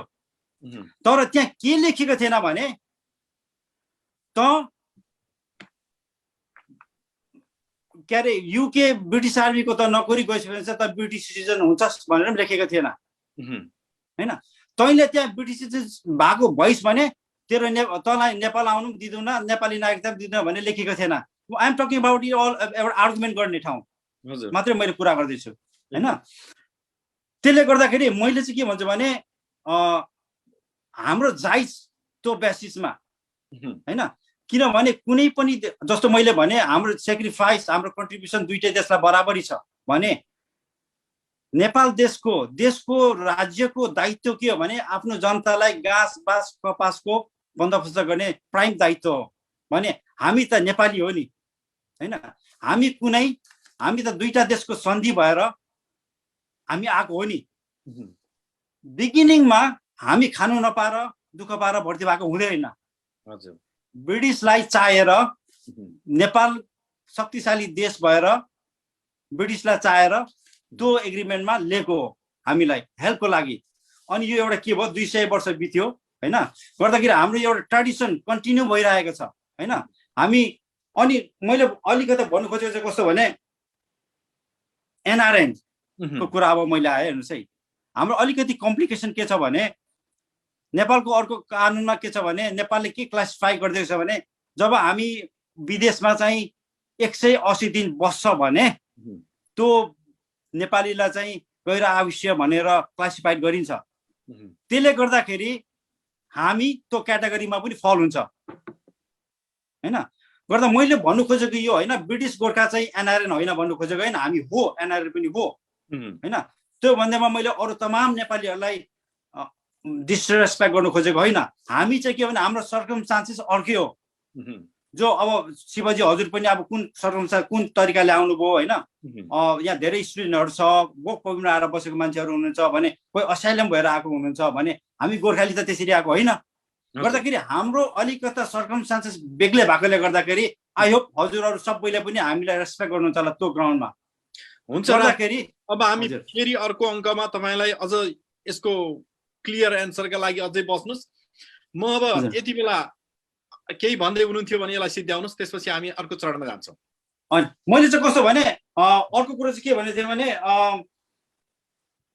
हामी भर्ती हुने बेलामा एग्रिमेन्टमा मैले सायद भने कि भनिन तिमीहरू त्यहाँ नोकरी गरेपछि त्यहाँ ब्रिटिस सिटिजन पनि पाउँछ भनेर भनेको थिएन तर यो देशले यो देशको समय अनुसार हैन चेन्ज परिवर्तन हुँदै कति उनीहरूले पार्टिमार्जित गर्दै गर्दै अहिले हामीलाई दियो नि ब्रिटिस सिटिजन पहिला यो देशमा आउनै नदिने देशले अहिले हामीलाई यो देशमा सिटिजन दिएछ विदाउट आस्किङ नेपालको त त्याग्नै पर्छ भनेको छैन अहिले भर्खरै मात्रै पनि यो देशको प्रधानमन्त्रीले के गर्दैछ भने गोर्खालीहरूले फास्टेस्ट वेमा ब्रिटिस सिटिजन पाउनुपर्छ अनि एप्लिकेसन फर्म पनि पैसा पनि घटाइदिनु पर्छ भने गभर्मेन्टले नै गरिदिएको छ भने नेपाल सरकारले हामी त नेपाली हो नि आशा छ त्यो नेपाल सरकारले हामीलाई कुनै यो कन्सिडर गर्नुहुन्छ होला भन्ने आशा गरेको छौँ अनि यसको लागि चाहिँ हामीले असन बसेर हुँदैन लोयर खोजेर हुँदैन वरिष्ठ खोजेर हुँदैन सेन्टिमेन्ट तरिकाले बेस्ड अन हाम्रो कन्ट्रिब्युसन हाम्रो हिस्ट्री हेरेर चाहिँ नेपाल गभर्मेन्टसँग चाहिँ राम्रो एउटा टिम हामीले चाहिँ गर्यो भने सेन्टिमेन्ट तरिका नेपाल गभर्मेन्टले यसमा पोसिबल छ धन्यवाद शिवजी बिजिडब्ल्युएसलाई लागेको केही आरोपहरू मध्ये तपाईलाई केही भनाइराख्नु छ त्यो हेर्नुहोस् अहिले हाम्रो के अरे प्रकाशज्यूले बताइसक्नु हो बिजिडब्ल्युएस आरोप लाउने भनेको चाहिँ मैले भने यो सबै कस्तो हुन्छ भने प्रतिगमन टोलीहरू बुझ्नुभयो कि आफू गर्नु सक्दैन बुझ्नुभयो कि अनि उनीहरू चाहिँ कस्तो हामी कस्तो हुन्छ काम गरेर हामी ठुलो हुनुपर्छ कि अर्काको ब्याकबाइट गरेर होइन होइन गर्दा त्यो यो किनभने उनीहरूलाई थाहा छ बिजिडब्ल्युएसको योगदान थाहा छ बिजिडब्ल्युएसको उनीहरूको एबिलिटी क्यापेबिलिटी थाहा छ हिस्ट्री तर उनीहरूले कस्तो भने त्यसलाई मनन गर्न चाहनुहुन्न कि उहाँहरू होइन अर्थलाई अनर्थ लाएर होइन अघि मैले भने नि के अरे हाम्रो प्रकाशज्यूले भन्नुभयो होइन हरेक कुरो चाहिँ उनीहरूले चाहिँ तोडमोड गरेर पब्लिकमा ल्याइदिन्छ फेरि यतापट्टि हाम्रो मेजर अध्यक्षज्यू टेकेन्द्र साहबज्यू अरू जस्तो त तुरुन्त जस्टिफाई गर्नुहुन्न कि उहाँहरू जस्तो रोडमा आएर रुएर कराएर भाइबरतिर गर्नुहुन्न कि उहाँले वेट गर्नुहुन्छ टाइम होइन टाइम विल क्योर भन्नुहुन्छ उहाँले चाहिँ धन्यवाद शिवजी एकदम थ्याङ्क यू जानकारीको लागि र तपाईँको आफ्नो विचारका लागि अब हामी दर्शकवृन्द कार्यक्रमलाई विशेष गरेर भूतपूर्व गोर्खा सैनिकहरूको समान पेन्सन लगायतका विभिन्न विषयहरूमा संवाद गरिरहेका छौँ हामीले यो कार्यक्रमलाई विभिन्न मिडियाबाट प्रत्यक्ष प्रसारण गरिरहेका छौँ आफ्ना आफ्ना देशहरूमा पनि हेरिरहनु भएको छ। यो बेलायतबाट प्रत्यक्ष रूपमा बेलायत स्थित यहाँका पूर्व गोर्खा सैनिकका विषयहरूमै हामी केन्द्रित रहेर बहस गरिरहेका छौँ। लन्डन नेपाल न्युजको फेसबुक पेज अफिसियल पेजबाट लाइभ प्रसारण हेरिरहनु भएको छ। ग्लोबल नेपाली न्युज GNN नेटवर्कबाट पनि तपाईँ हेरिरहनु भएको छ। त्यसै गरेर OS नेपालबाट, चार दिशाबाट र क्यानाडा नेपाल, नेपालिज अमेरिका र नेपाल संसारबाट र विभिन्न मिडियाबाट यति बेला हामीलाई प्रत्यक्ष रूपमा हेरिरहनु भएको छ। दर्शकवृन्द, यसै विषयमा चर्चा गर्नका लागि आज हामीसँग बेलायत स्थित ब्रिटिश गोर्खा वेलफेयर सोसाइटीका BGWS का अध्यक्ष रिटायर मेजर टिकेन्द्र दल देवानजी हुनुहुन्छ, उपाध्यक्ष विदुर पाखरिन सर हुनुहुन्छ, सचिव छत्र राई हुनुहुन्छ, त्यस्तै गरेर प्रवक्ता प्रकाश गुरुङजी हुनुहुन्छ र NRNA UK का पूर्व उपाध्यक्ष राष्ट्र राई हुनुहुन्छ। सबैलाई फेरि पुनः म स्वागत गर्न चाहन्छु। हामी कार्यक्रमको लगभग 20 सेसनमा आइसकेका छौँ। अब हामी विशेष गरेर अध्यक्षज्यूसँग जान चाहन्छौँ। अध्यक्षज्यू, गोर्खालीहरूको समस्या दुई देशबीच कूटनैतिक रूपमा समाधान गर्नुपर्छ भन्ने पनि आइरहेको हो। यस बारेमा तपाईँ के भन्नुहुन्छ?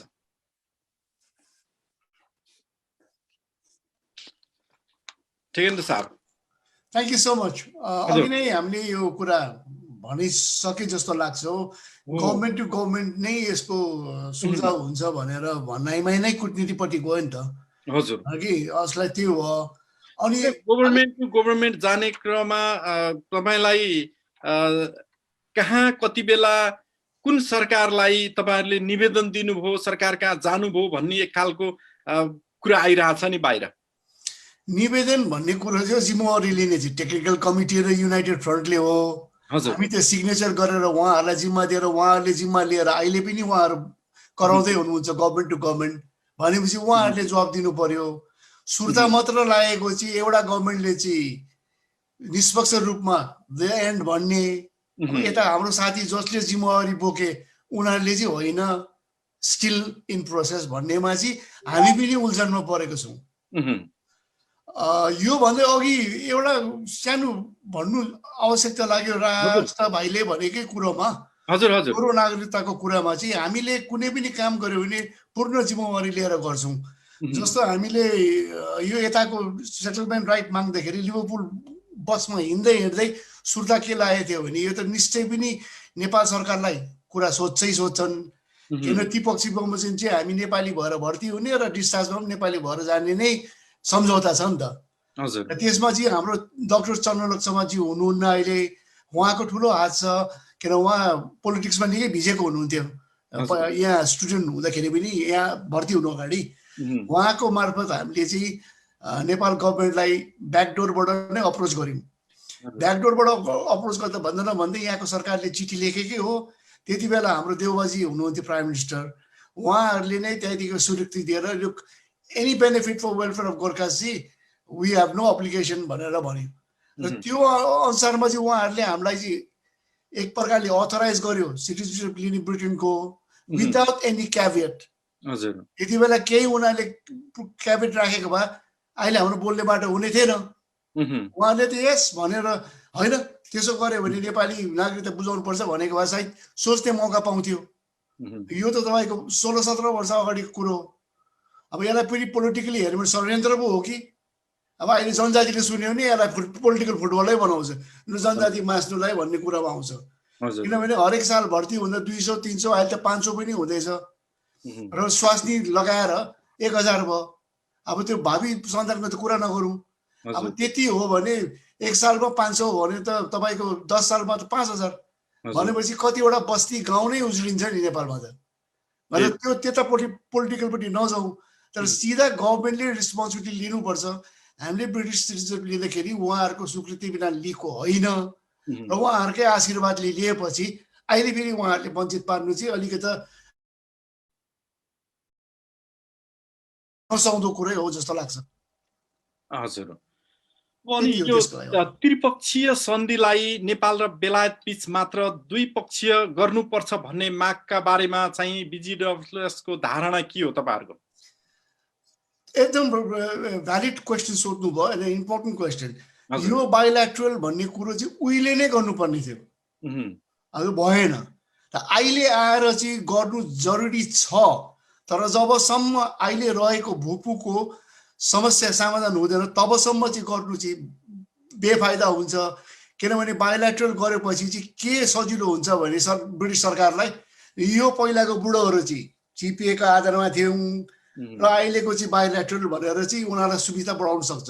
जस्तो मेरो आर्गुमेन्ट के छ भने त्यही त्रिपक्षी सन्धिको बमोजिम अहिलेको हाम्रो दाजुभाइहरूले हुन त हामीले नै मागेको इक्वालिटी र इक्वालिटी पाएको छ, इक्वल टर्म्स एन्ड कन्डिसनमा नोकरी गरिरहेछ है, त्यही टिपिएले मानेको।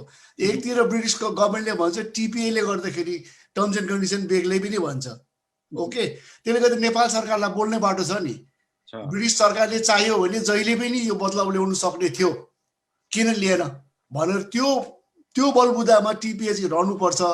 तर certainly at a future date when once all these problems are solved I think a bilateral is important.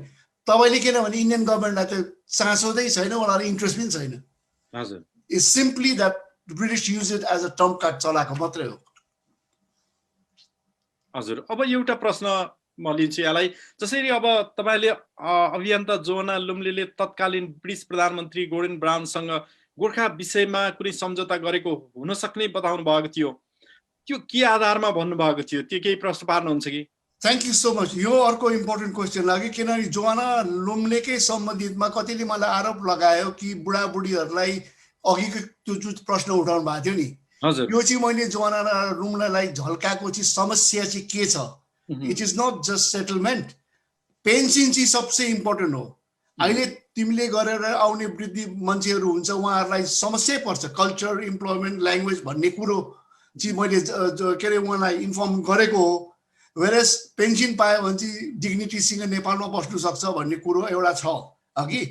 तर त्यस कारणले हामी भेटौँ भन्दा पनि उहाँले टाइम दिनु सक्नु भएन।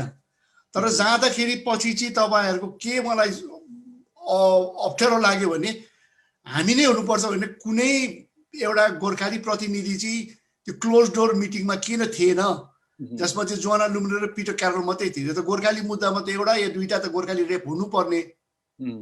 र मलाई चाहिँ शङ्का लागेको चाहिँ यिनीहरूको सम्झौतामा आयो, किन जोना लुम्ले पेन्सनको कुरामा अहिले पनि बोल्नु माग्नुहुन्न, जबकि उहाँले चाहिँ गोर्खा जस्टिसको लागि उहाँ उठ्नु भएको र देवी नै सर मानियो नि गोर्खालीहरूले।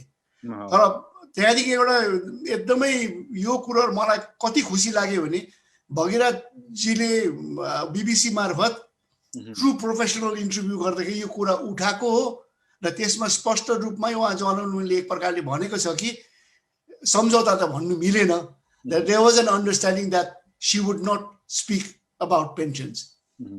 तर नेपालीका लागि धेरै माया गर्नुहुन्छ, नेपाली गोर्खासका लागि उहाँ एउटा फ्यामिली मेम्बर हुँ भन्नुहुन्छ, एकदमै उहाँको नेपालीप्रति ठुलो सहानुभूति छ। यसलाई कसरी हेर्नुहुन्छ? सहानुभूति छ, यस, थ्याङ्क यू सो मच।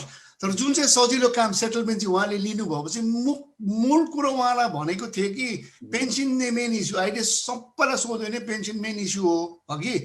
अनि उहाँले जिम्मेवारी गोर्खा जस्टिसको लिनु भएपछि त पेन्सनलाई चाहिँ किन छोड्नु भयो त, जुन चाहिँ एकदमै बल्दो चल्दो हाम्रो मेन इस्यु नै पेन्सन हो नि त। अब नेपालको राष्ट्रिय विषयमा अलिकति लबी कमी भयो देवान साहबबाट अध्यक्ष भएपछि भन्ने केही भनाइहरू छ, त्यसलाई किन तपाईँहरूले अझ तीव्र रूपमा लान सक्नु नभएको हो कि केही भनाइ राख्न? नेपाल गभर्मेन्टलाई चाहिँ पेश नगरेको भन्नुको अर्थ तपाईँको त्यो तपाईँलाई हेर्ने भने म अघि तपाईँ प्रकाशजीले भन्नुभएको जस्तो एभिडेन्स पनि मेरो हजुर तस्बिर छ, प्रेसिडेन्ट, प्राइम मिनिस्टर, विभिन्न पोलिटिकल पार्टीहरूलाई भेटेर गोर्खा ब्रिफ भन्ने किताबै बनाएर दिएको, हजुर उहाँलाई किताब बनाएर दिएको। यो मात्रै होइन कि माधवजीलाई जाँदा एउटा इम्पोर्टेन्ट कुरो मैले के रेज गरेको थिएँ भने तपाईँहरूले याद गर्नुभएको छ, बारम्बार यति साह्रो हेप्छ ब्रिटिस सरकारले हाम्रो पेन्सनको कुरा गर्दाखेरि मन्त्रीहरूको स्यालेरीको तुलनामा गर्छ। यो कुरो चाहिँ एकदम बेहीन कुरा हो र ह्युमिलेटिङ हो भनेर पनि त्यस्तो धारणाधरी मैले उठाएको छु, किनभने देशलाई यो त नाकमा पर्ने कुरो हो नि। त्यस्तो कुरा पनि उठाउँदाखेरि माधवजीले लेखिक टोबलेको पनि छ ब्रिटिस सरकारलाई। यो तपाईँहरूले पहिला उठाएको तपाईँको यो गोर्खालीको मुद्दामा तपाईँहरू पहिला हो अथवा सत्याग्रह अथवा गेस हो, के हो? तपाईँले आज प्रश्न पारिदिनुहोस्, जनताहरू धेरै कुर्न भइरहेछ यस विषयमा, अझै पनि अन्यल पर्यो, अलिकति सोधिदिनुहोस् न भन्नुभएको यसमा यस्तो छ, तपाईँको अघि मैले भने gold medal, silver medal, bronze मेडलको आवश्यकता छ नि, कुनै रेस छैन। जुन संस्थाले मैले गरेँ भन्छ भने उहाँहरूलाई बेस्ट अफ लक नै छ। हामी चाहिँ हेर्छौँ जसरी हुन्छ मिलेर हुन्छ, जुन सपोर्ट हामी दिइरहेको छौँ, कसरी चाहिँ गोर्खा जस्टिस अचिभ गर्ने त्यतिमा लागेको छौँ। मैले गरेँ तैँले गर्यो भने इतिहासले बताउँछ। तपाईँको सेटलमेन्ट इस्यु कसले खोल्यो, मैले खोलेँ, त्यसले खोल्यो भन्नु जरुरी छैन, इतिहासले नै बताइरहेछ। तर भन्न जरुरी नहुँदै तपाईँमाथि त गम्भीर आरोप लगाइराखेको छ नि, देवानले यसो गर्यो उसो गर्यो, एमओडीको चाहिँ एउटा त्यो त्यहाँबाट चलिराखेको छ भन्ने कुराहरू त आइरहेछन् नि पब्लिकमा आएको कारण एउटा के हुनसक्छ भने यो जुन चाहिँ अरू अब भन्दै तपाईँले निकालेपछि मैले कुरा गर्नु आवश्यकतै पर्यो। यहाँ गोर्खालीको विषयमा केही कुरा उठ्नु बित्तिकै इमिडिएट यहाँको तपाईँको युके प्रेसमा जाने संस्था कुन हुन्? नेपालमा गएर जति हल्ला गर्यो भने पनि अर्थ छैन। आफ्नै ग्रुपलाई बटुलेर भाषण दिन्छ, त्रिपक्षी सन्धिको खुन बगाएको पसिना, त्यो त हामीले नै बेहोरेकोले हामीले नै लेक्चर सुन्नु त के मतलब आउँदैन नि है। घरमा मासु खानु पाएन, मासु छैन भने करप्ट त खानु पाएन, छाइ भइरहेको छ नि। तर यो मेन जग्गा लाने काम कसले गरिरहेछ? हामी चाहिँ एमओटी भन्नु मात्रै, जस्तो अब मिनिस्टरलाई लेखे जवाब आयो, अब यो आएपछि उनीहरूले के भन्छ, उनीहरूले लेख्नु सकेन, लु त्यो एमओटीको रहेछ जवाब दियो, त्यो त होइन नि, जसले लेखे पनि जवाब त आउँछ। त यो तपाईँले हाम्रो दाजुभाइहरूलाई नै मूर्ख बनाएको हो, त्यो विश्वास लाग्दो कुरो हो। उहाँहरूले तपाईँहरूले मूर्ख बनायो भन्नुहुन्छ, तपाईँहरूले उहाँहरूलाई मूर्ख बनायो भन्नुहुन्छ। यो कस्तो के भइराखेको छ? गोर्खालीको मुद्दा चाहिँ कहाँ गएर टुङ्गेला अब? I don't want to insult तपाईँको इन्टेलिजेन्स या हाम्रो श्रोताहरूको इन्टेलिजेन्स होइन। तपाईँहरू सबै बुझेको मान्छेहरू, तपाईँहरूले आफै जज गर्नुहोस् कसले कसलाई मूर्ख बनाउनेछ। हामीले पनि कसैलाई अहिले पनि मैले त्यो शब्द चलाएको छुइनँ कि उनीहरू मूर्ख हो भनेर। मात्र मलाई दुःख लागेको चाहिँ संयुक्त भएर जाँदाखेरि कुरा किन लुकायो, हामीले पनि कोही सहायता दिन सक्थ्यौँ कि भन्ने कुरो। मेरो अझै पनि भन्नु अर्थ के छ भने इम्पोर्टेन्ट चाहिँ वाट इज आवर एम, त्यो हो इम्पोर्टेन्स के। अध्यक्ष यसमा केही थप्न चाहनुहुन्छ? अरू आम दर्शक श्रोताहरूको कुनै भावनालाई अझ समेट्न सक्नुहुन्छ? अब हेर्नुहोस्, कुरामा कुरा ल्याउँदाखेरि तपाईँको कुरा के आयो भने मेन टपिकमा नगएर उनीहरू बाहिर हिँडिरहेको कुरो छ।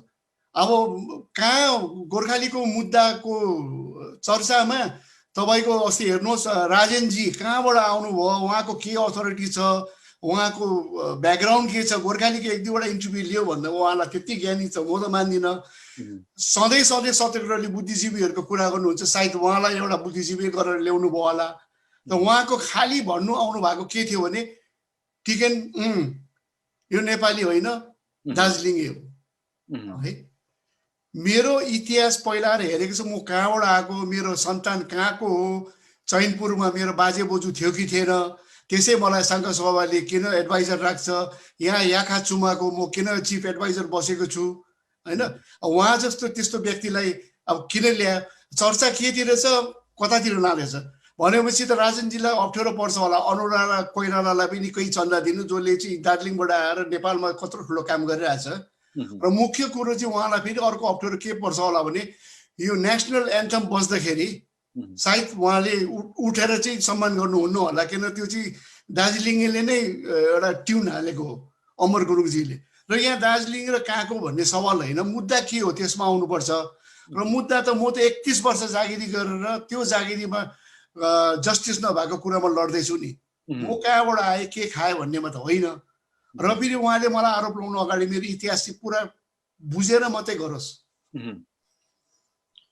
हुन्छ अध्यक्षज्यू, अन्त्यमा हामी फेरि केही कुराहरू लिन्छौँ, त्यसपछि हामी कार्यक्रमलाई समापन गर्नेछौँ। अब म उपाध्यक्ष विदुर पाखरिन सरसँग केही कुराहरू सोध्न चाहन्छु र लगभग हामी यो दोस्रो फेजमा छौँ। बेलायत सरकारले 2009 पछि मात्रै भूपू गोर्खा सैनिकहरूलाई बसोबास गर्न अनुमति दिएको हो, तर अहिले सुन्दा कथा जस्तो लाग्छ सन् 2004 मा ब्रिटिस सरकारले भूपू गोर्खा तेज लिम्बूलाई पक्राउ गरेर डिपोर्ट गर्न लाग्दा मेजर देवानको नेतृत्वमा झन्डै 400 भूपू गोर्खा सैनिकहरूले लिभरपुल सहरमा मार्चपास्ट गर्नुभएको थियो। त्यसबारे छोटकरीमा बताइदिनुहोस् न, केही ब्याकग्राउन्ड स्टोरी पनि आज हामी यहाँलाई सोध्न चाहन्छौँ।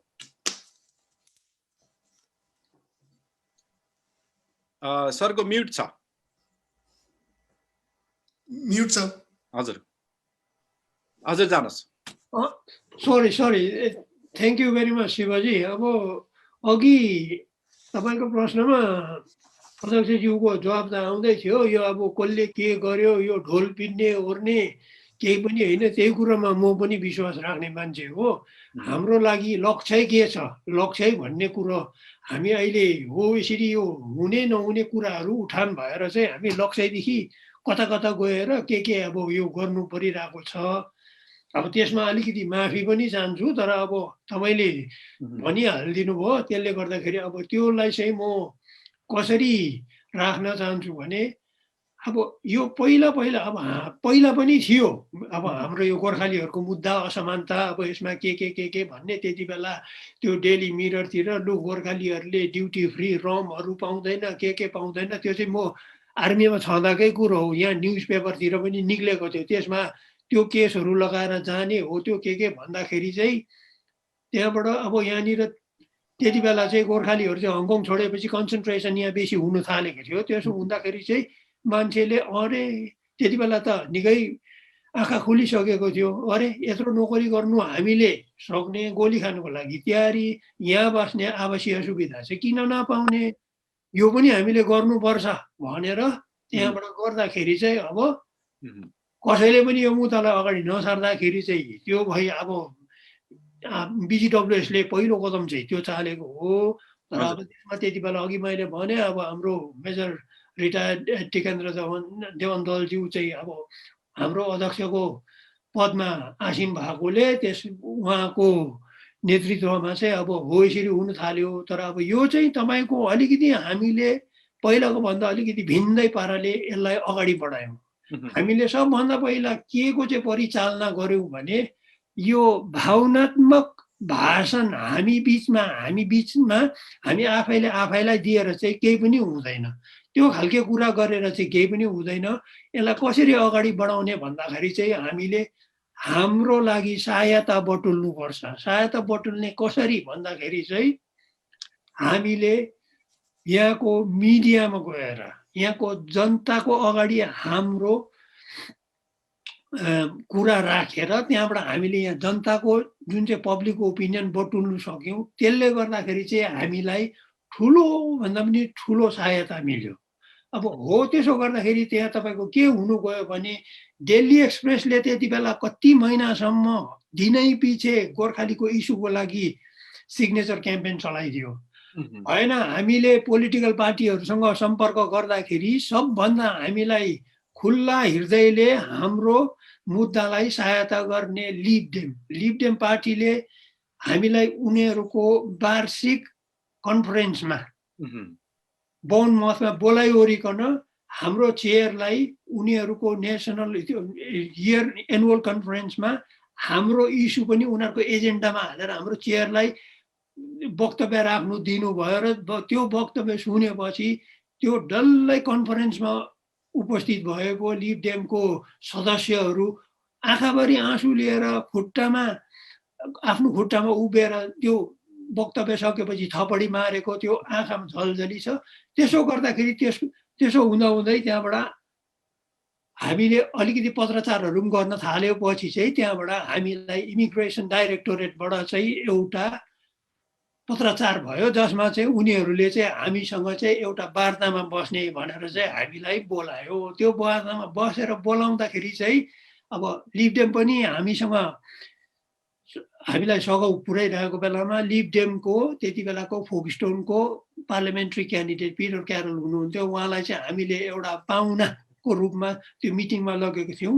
र सँगसँगै हामीले के पनि गरेको थियौँ भने हामीले पारदर्शिताको लागि चाहिँ बिजिडब्ल्युएसले चाहिँ सुरुदेखि नै हामी मात्रैमा यो कुरा भयो भने के हो भनेर हामीले एउटा न्युट्रल तटस्थ बाहिरको सिभिलियन ल फर्मको सोलिसिटरलाई नै मिनिट्स लेख्नुको लागि पनि लगेको थियौँ। हजुर, हामीले त्यसो गरेपछि त्यो दिन गएर हाम्रो सबभन्दा पहिला ठुलो उपलब्धि चाहिँ के भयो भने त्यहाँ एउटा कुरो त यो डिपोर्टेसनको निक्लिहाल्यो। अघि तपाईँले पनि उठाउनु भएको थियो। अनि त्यो कुरो यो सुन्ने बित्तिकै इमिग्रेसन डाइरेक्टर चाहिँ छक्कै परेर अरे यस्तो पनि हुँदैछ गोर्खालीलाई, लु यो चाहिँ म अहिले भनिदिन्छु, तिमीहरूको डिपोर्टेसन चाहिँ इमिडिएट स्टप कोही पनि हुँदैन, तिमीहरू खालि गोर्खाली हो मात्रै भन्नु भनेर त्यहाँबाट त्यो दिन हामीले एस्युरेन्स दियो। त्यो एस्युरेन्स दिनुको अर्थ के थियो, उनीहरूले डिपोर्टेसन नगर्ने भनेपछि तिनीहरू ऊ त एउटा सिभिल सर्भेन्ट हो, उसले त पोलिटिकल रिप्रेजेन्टेटिभले जस्तो एनाउन्स गर्नु त सक्दैन, तर त्यहाँ एउटा ठुलो ग्रिन सिग्नल थियो नि त अब के हुँदैछ भनेर। त्यो भए पछाडि त्यसको ठिकै 1 महिना पछाडि मात्रै त्यति बेला बेलायतको प्रधानमन्त्रीले लु अब चाहिँ गोर्खालीहरूलाई नोकरी सकेपछि चाहिँ उनीहरूले चाहेमा यहाँको आवासीय सुविधा उपलब्ध छ भनेर गरायो। त्यो गराएपछि लगत्तै 2 वर्षसम्म चाहिँ उनीहरूले ग्रेस पिरियड पनि दिएको थियो। त्यो ग्रेस पिरियड चाहिँ के थियो भने तपाईँ एक्स गोर्खा हो, तपाईँकोमा कुनै प्रमाण छ भने चाहिँ तपाईँ यहाँ आउनुभयो भने चाहिँ त्यति बेला तपाईँलाई कुनै पनि प्रश्न नसोधिकन तपाईँको अब आवासीय एप्लिकेसनको लागि चाहिँ अब प्रोसेस गरिन्छ, तपाईँले पाउनुहुन्छ भन्ने 2 वर्ष चाहिँ त्यति बेला ग्रेस पिरियड राखिदिएको थियो। त्यहाँबाट पछि गएर हाम्रो दुश्मन एमओडी हो, एमओडीले कुनै कता के गर्दै गर्दै अब त्यतिमा गइरह्यो भने म अब समय पनि तपाईँको धेरै लाग्ला। त्यसपछि बेलायत सरकारले तपाईँहरूप्रति हेर्ने व्यवहार चाहिँ कस्तो थियो?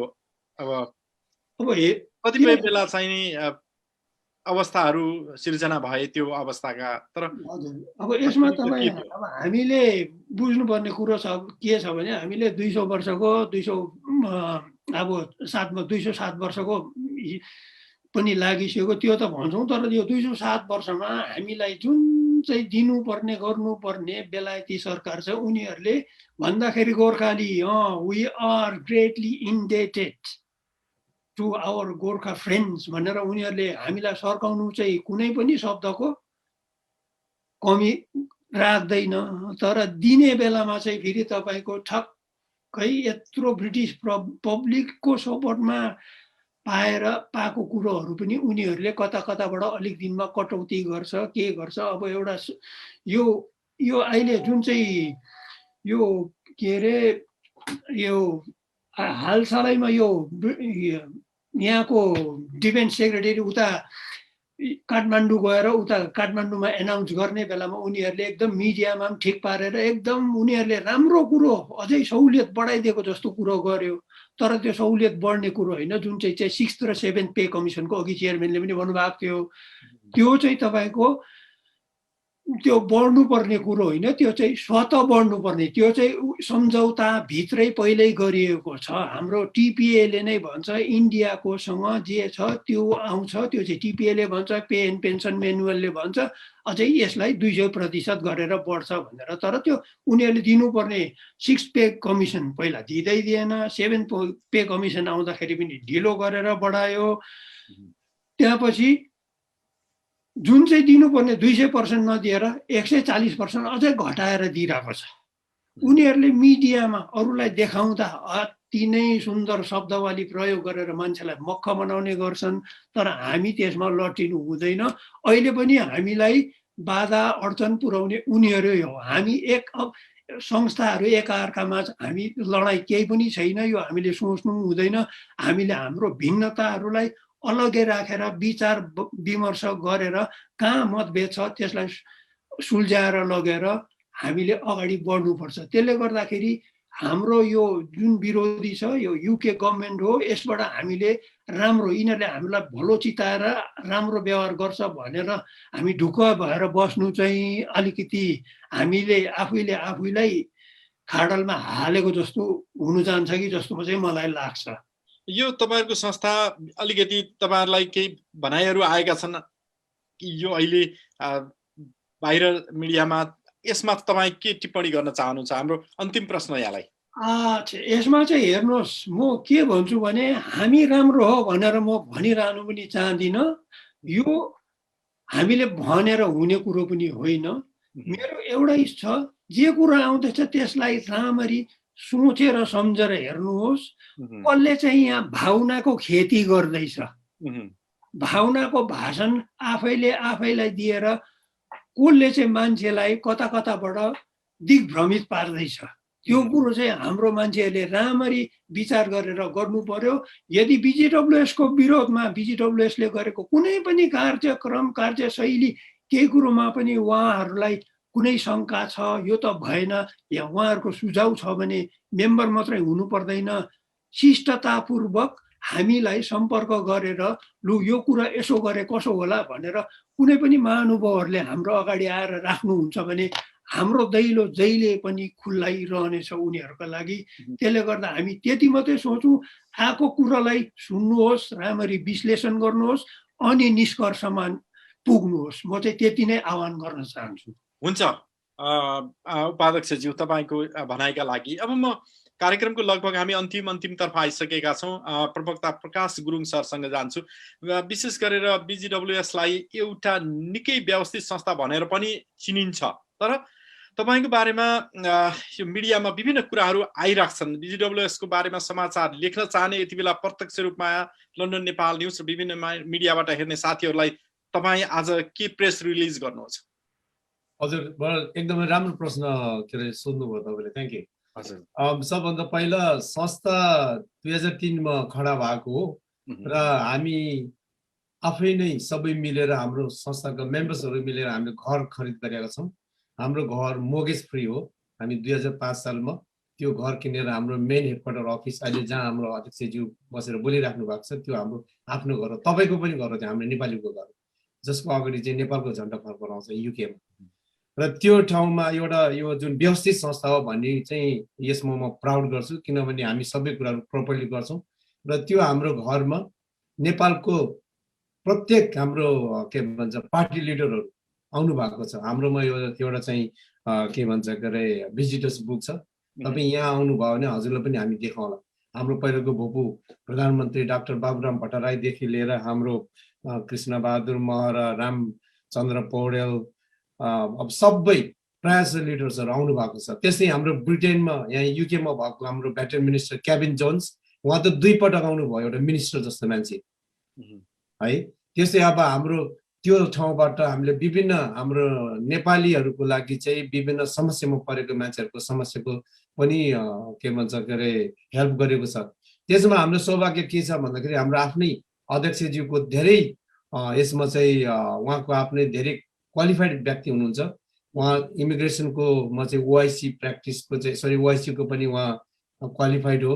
त्यसै उहाँ नेपालीको पहिलो जेपी जस्टिस अफ पिस हुनुहुन्छ। उहाँ सानोतिनो अब अहिलेको म्याजिस्ट्रेट कोर्टतिरको केस उहाँ आफै हेर्नुहुन्छ, त्यो अनुभव छ उहाँकोमा। अनि 31 वर्ष ब्रिगेड अफ गोर्खासमा काम गर्नुभयो, अनि त्यो अनुभव छ। त्यो बेलामा उहाँले हेडक्वार्टर ब्रिगेड अफ गोर्खासमा काम गर्नुभयो, जहाँ गोर्खालीको सबै इन्फर्मेसनहरूको चाहिँ भण्डार हुने ठाउँमा, त्यो अनुभव छ तपाईँ।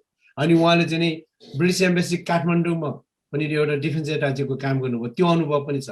ती सबै कुराहरूले गर्दाखेरि हामी आफैमा कति कुराहरूमा चाहिँ सक्षम छौँ। हामी कसैकोमा चाहिँ लम्पसार पर्नु पर्दैन, हामी आफै गर्न सक्छौँ।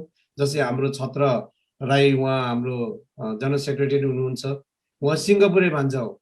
उहाँ नेपाली बोल्नुहुन्छ तर पढ्न आउँदैन उहाँलाई, तर उहाँ जति पनि हाम्रो यहाँ गर्नुपर्ने काममा उहाँ यति पोख्त हुनुहुन्छ। जस्तै हाम्रो अध्यक्ष हुनुहुन्छ, यहाँ हाम्रो राष्ट्रदायी हुनुहुन्छ, उहाँहरू सबै ठाउँमा एकदमै पोख्त हुनुहुन्छ। अनि हाम्रो संस्थाबाट निस्केको प्रडक्ट भनेको अहिले युकेको एनआरएनको प्रत्येक ठाउँमा हाम्रो चाहिँ संस्थाबाट निस्केको सदस्यहरू हुनुहुन्छ।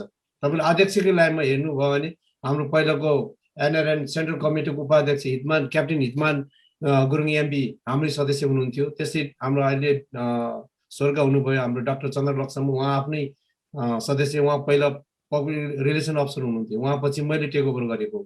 अनि त्यस्तो त छन्। हाम्रो मुछेन्द्र गुरुङ हाम्रो भूपू एनआरएनको अध्यक्ष, उहाँ हाम्रै सदस्य हो। त्यसले गर्दा हामी धेरै कुराहरू यी कुराहरू बाहिर गरिराख्दैनौँ, तर हामीमा धेरै कुराहरू चाहिँ सक्षम व्यक्तिहरू छ।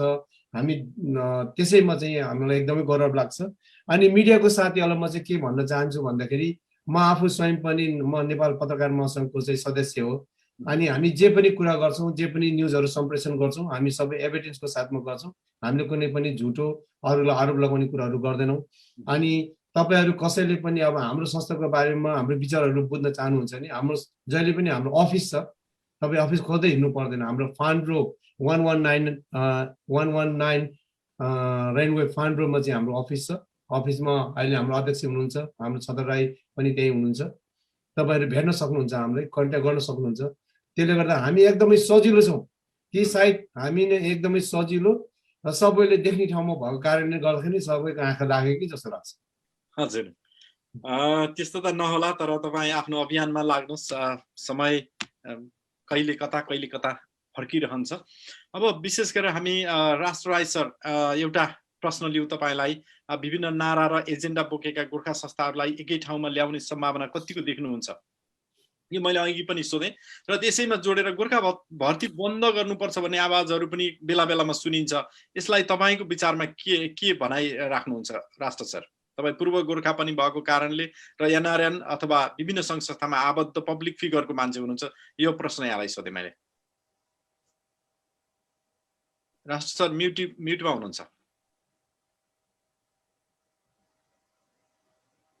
हामीसँग धेरै प्रश्नहरू छन्, प्रकाशजीले यसो हेर्दै पनि गर्नुहोला। एउटा सुमन राईजीको प्रश्नको उत्तर दिन सक्नु भए पनि सजिलो हुन्छ। केही कमेन्टहरू पनि प्रकाशजीलाई मैले हेर्न अनुरोध गर्दछु। राष्ट्रजी।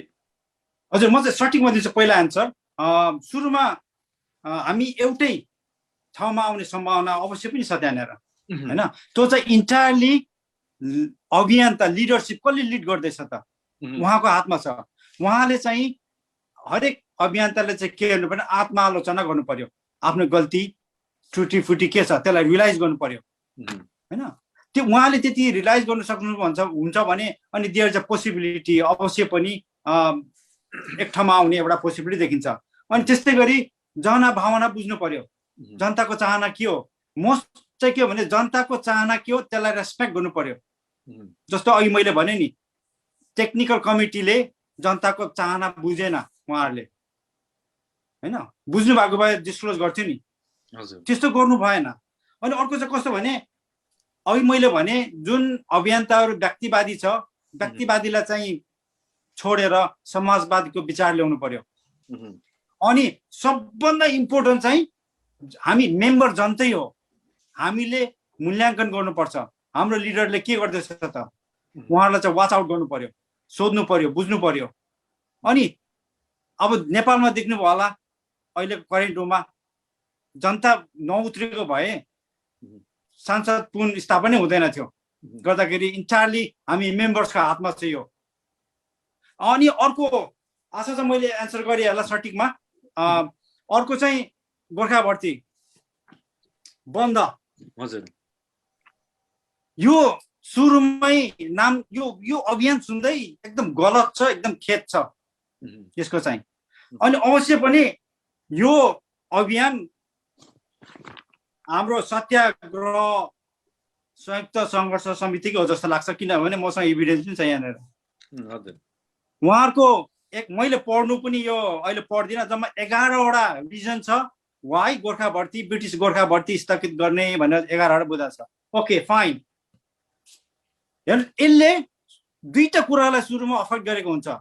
दुईटा रिजनले, एउटा इमोसनली गरेको हुन्छ, अर्को प्र्याक्टिकली। इमोसनली कसरी गरेको हुन्छ भने, इफेक्ट गरेको हुन्छ भने यसले चाहिँ हाम्रो 200 वर्षको हिस्ट्री, जो चाहिँ हाम्रो बाजे पुर्खाहरूले एउटा बहादुरी कमाएको हिस्ट्री र अहिलेसम्मको यो दुईटा देशको एउटा मैत्रीपूर्ण सम्बन्धमा चाहिँ प्रश्न चिन्ह गर्छ इमोसनली त्यहाँ भने। अर्को प्र्याक्टिकली चाहिँ के गर्छ भने, हाम्रो हजारौं युथहरू, जवानहरू जसले आफ्नो भविष्यको, राम्रो भविष्यको चाहिँ विकल्प गरेको हुन्छ, हामीले जस्तै भविष्य उनीहरूले विकल्प गरेको हुन्छ। अनि के हुन्छ त्यसमा चाहिँ उनीहरूको भविष्यमा चाहिँ एउटा आँच आउने, एउटा के हुन्छ भने खेलबाड गर्ने चाहिँ त्यो एउटा देखिन्छ दुर्दशा युथहरूको प्रति। अनि अर्को चाहिँ के भने, ओके अब म सत्याग्रह नै भन्छु, किनभने उहाँहरूकै यो अभियान हो गर्दाखेरि। आशा छ सत्याग्रहको मेम्बर्सहरूले पनि सुनिरहनु भएको छ होला, कतिले त सायद देख्नु भएको छैन होला, यो सेक्रेट पो थियो कि, होइन? यदि यो पक्का अफिसियली हो भने किन यो 13 बुधे बुदामा चाहिँ इन्क्लुड भएन? यो सत्याग्रहको यो चाहिँ स्ट्रङ एउटा बुदा थियो भने किन इन्क्लुड भएन? त्यसमा पनि क्वेसन गर्नुपर्छ, हामीले सोच्नुपर्छ। ओके, अलिकति समय लिन्छ है शिवजी यसको लागि, भेरी इम्पोर्टेन्ट। ओके, सुरुमा सत्याग्रहलाई किन यङ जेनेरेसनसँग उहाँले चाहिँ त्यस्तो रिसिभी, होइन? यो त ब्रिटिससँग रिसिभी देखिँदैन त। ब्रिटिससँगको ग्रिभियन्समा म देख्दिनँ सत्याग्रहको। यो चाहिँ नेपालको युथ जसले चाहिँ भविष्य उज्जवल भविष्यको लागि चाहिँ भर रात दिन खोजिरहेछ, पढिरहेछ, खोजिरहेछ, उनीहरूको विरुद्धमा हो यो अभियान। मैले चाहिँ त्यसरी इन्टरप्रेसन गरेको छु। किनभने हामीलाई ग्रिभियन्स छ, हामीलाई मार्का परेको छ, त्यो भएर हामी लडिरहेको छौँ। किनभने हाम्रो टाकोस अर्कै थियो, हामीले हङकङमा सर्भ गऱ्यौँ, हाम्रो सर्कमस्टान्स अर्कै थियो, हामीले अर्कै एग्रिमेन्ट गरेको अर्कै टाकोसमा। भने अहिलेको यो नयाँ केटाहरू त युके टाकोसमा आउँछ, उनीहरू 2007 देखि उनीहरूलाई कुनै प्रब्लम छैन। भने हामीले हाम्रो मुद्दामा उनीहरूलाई इन्भल्भ गर्नु टोटल इन्जस्टिस हैन। आइदर सत्याग्रहलाई त्यो युथ प्रति जेलसी हुनु पर्यो, उनीहरूलाई के भने हामीले जस्तो बेनिफिट, हामीले जस्तो फाइदा लिएको नचाहेको पो हो कि हैन, त्यो कारण हो। किनभने यो मिल्दैन कुनै एङ्गलमा पनि। गोर्खा भर्ती बन्द गरेर हाम्रो युथहरूको भविष्य डमाडोल गर्ने यो म देख्दिनँ। बीजेडब्ल्यूले त यतिसम्म पनि पहल गरेको छ कि नेपालको केटीहरूलाई पनि भर्ती गर्नुपर्छ भनेर त बीजेडब्ल्यूले स्ट्रेस दिएको छ यहाँ एमओडीलाई, गभर्मेन्टलाई। भने अरू पनि सङ्घ संस्थाले त त्यसलाई पो मद्दत गर्नुपर्ने हो त त्यो एजेन्डालाई हैन। उनीहरूले त लेडिजलाई त होइन, हाम्रो जेन्ट्सलाई पनि बन्द गर्ने उहाँहरूको अभियान चलिरहेको छ। ओके, हाउएभर हैन, यदि सत्याग्रहले अहिले ब्रिटिस आर्मीमा मिनिमम 300 to 500 हरेक वर्ष भर्ती गरेर लाउँछ हाम्रो भाइहरू, युथ भाइहरू। यदि सत्याग्रहले जसले चाहिँ यो अभियान गर्दैछ त्यो टिमले त्यो नेपाली युथहरूलाई वर्षमा एटलिस्ट मिनिमम 1.5 लाखको इम्प्लोइमेन्ट उहाँहरूले चाहिँ दरबन्दी खोजिदिन्छ भने, किनभने लाउरीहरूको त केटाहरूको त आउने साथ 3 लाख भन्दा अब पे हुन्छ। अनि उनीहरूको फ्युचर हेर्नुहोस्, उनीहरूलाई 2 अप्सन हुन्छ हैन, सेटलमेन्टको अप्सन हुन्छ, पछि नेपाल जाँदा पनि हुन्छ। जुन बेनिफिट हामीले पाइरहेको छौँ उनीहरूले स्वतः पाउँछ हैन। गर्दाखेरि यदि सत्याग्रहले 300 to 500 जना जस्तो नेपालीलाई 1.5 लाखको तलबले चाहिँ उनीहरूले दरबन्दी दिन्छ, त्यस्तो इम्प्लोइमेन्ट गर्छ भने म स्वयं गोर्खा भर्ती बन्द गर्ने अभियानमा म लाग्छु, डिक्लेयर गर्छु अहिले। यदि सत्याग्रहलाई त्यति साह्रो नेपाली युथको त्यति साह्रो पीर छ, त्यति साह्रो वरी छ भने ब्रिटिस आर्मीमा आउने केटाहरूको लागि होइन, नेपालमा जो दुःख पाएर चाहिँ मलेसिया, दुबई, अफगानिस्तान, जहाँ अरब मिडल इस्टतिर गएर दुःख पाइरहेको छ हाम्रो युथहरू, तिनीहरूलाई रेस्क्यु गरौँ। तिनीहरूलाई चाहिँ गभर्मेन्टसँग पहल गरेर तिनीहरूलाई चाहिँ रेस्क्यु गरौँ।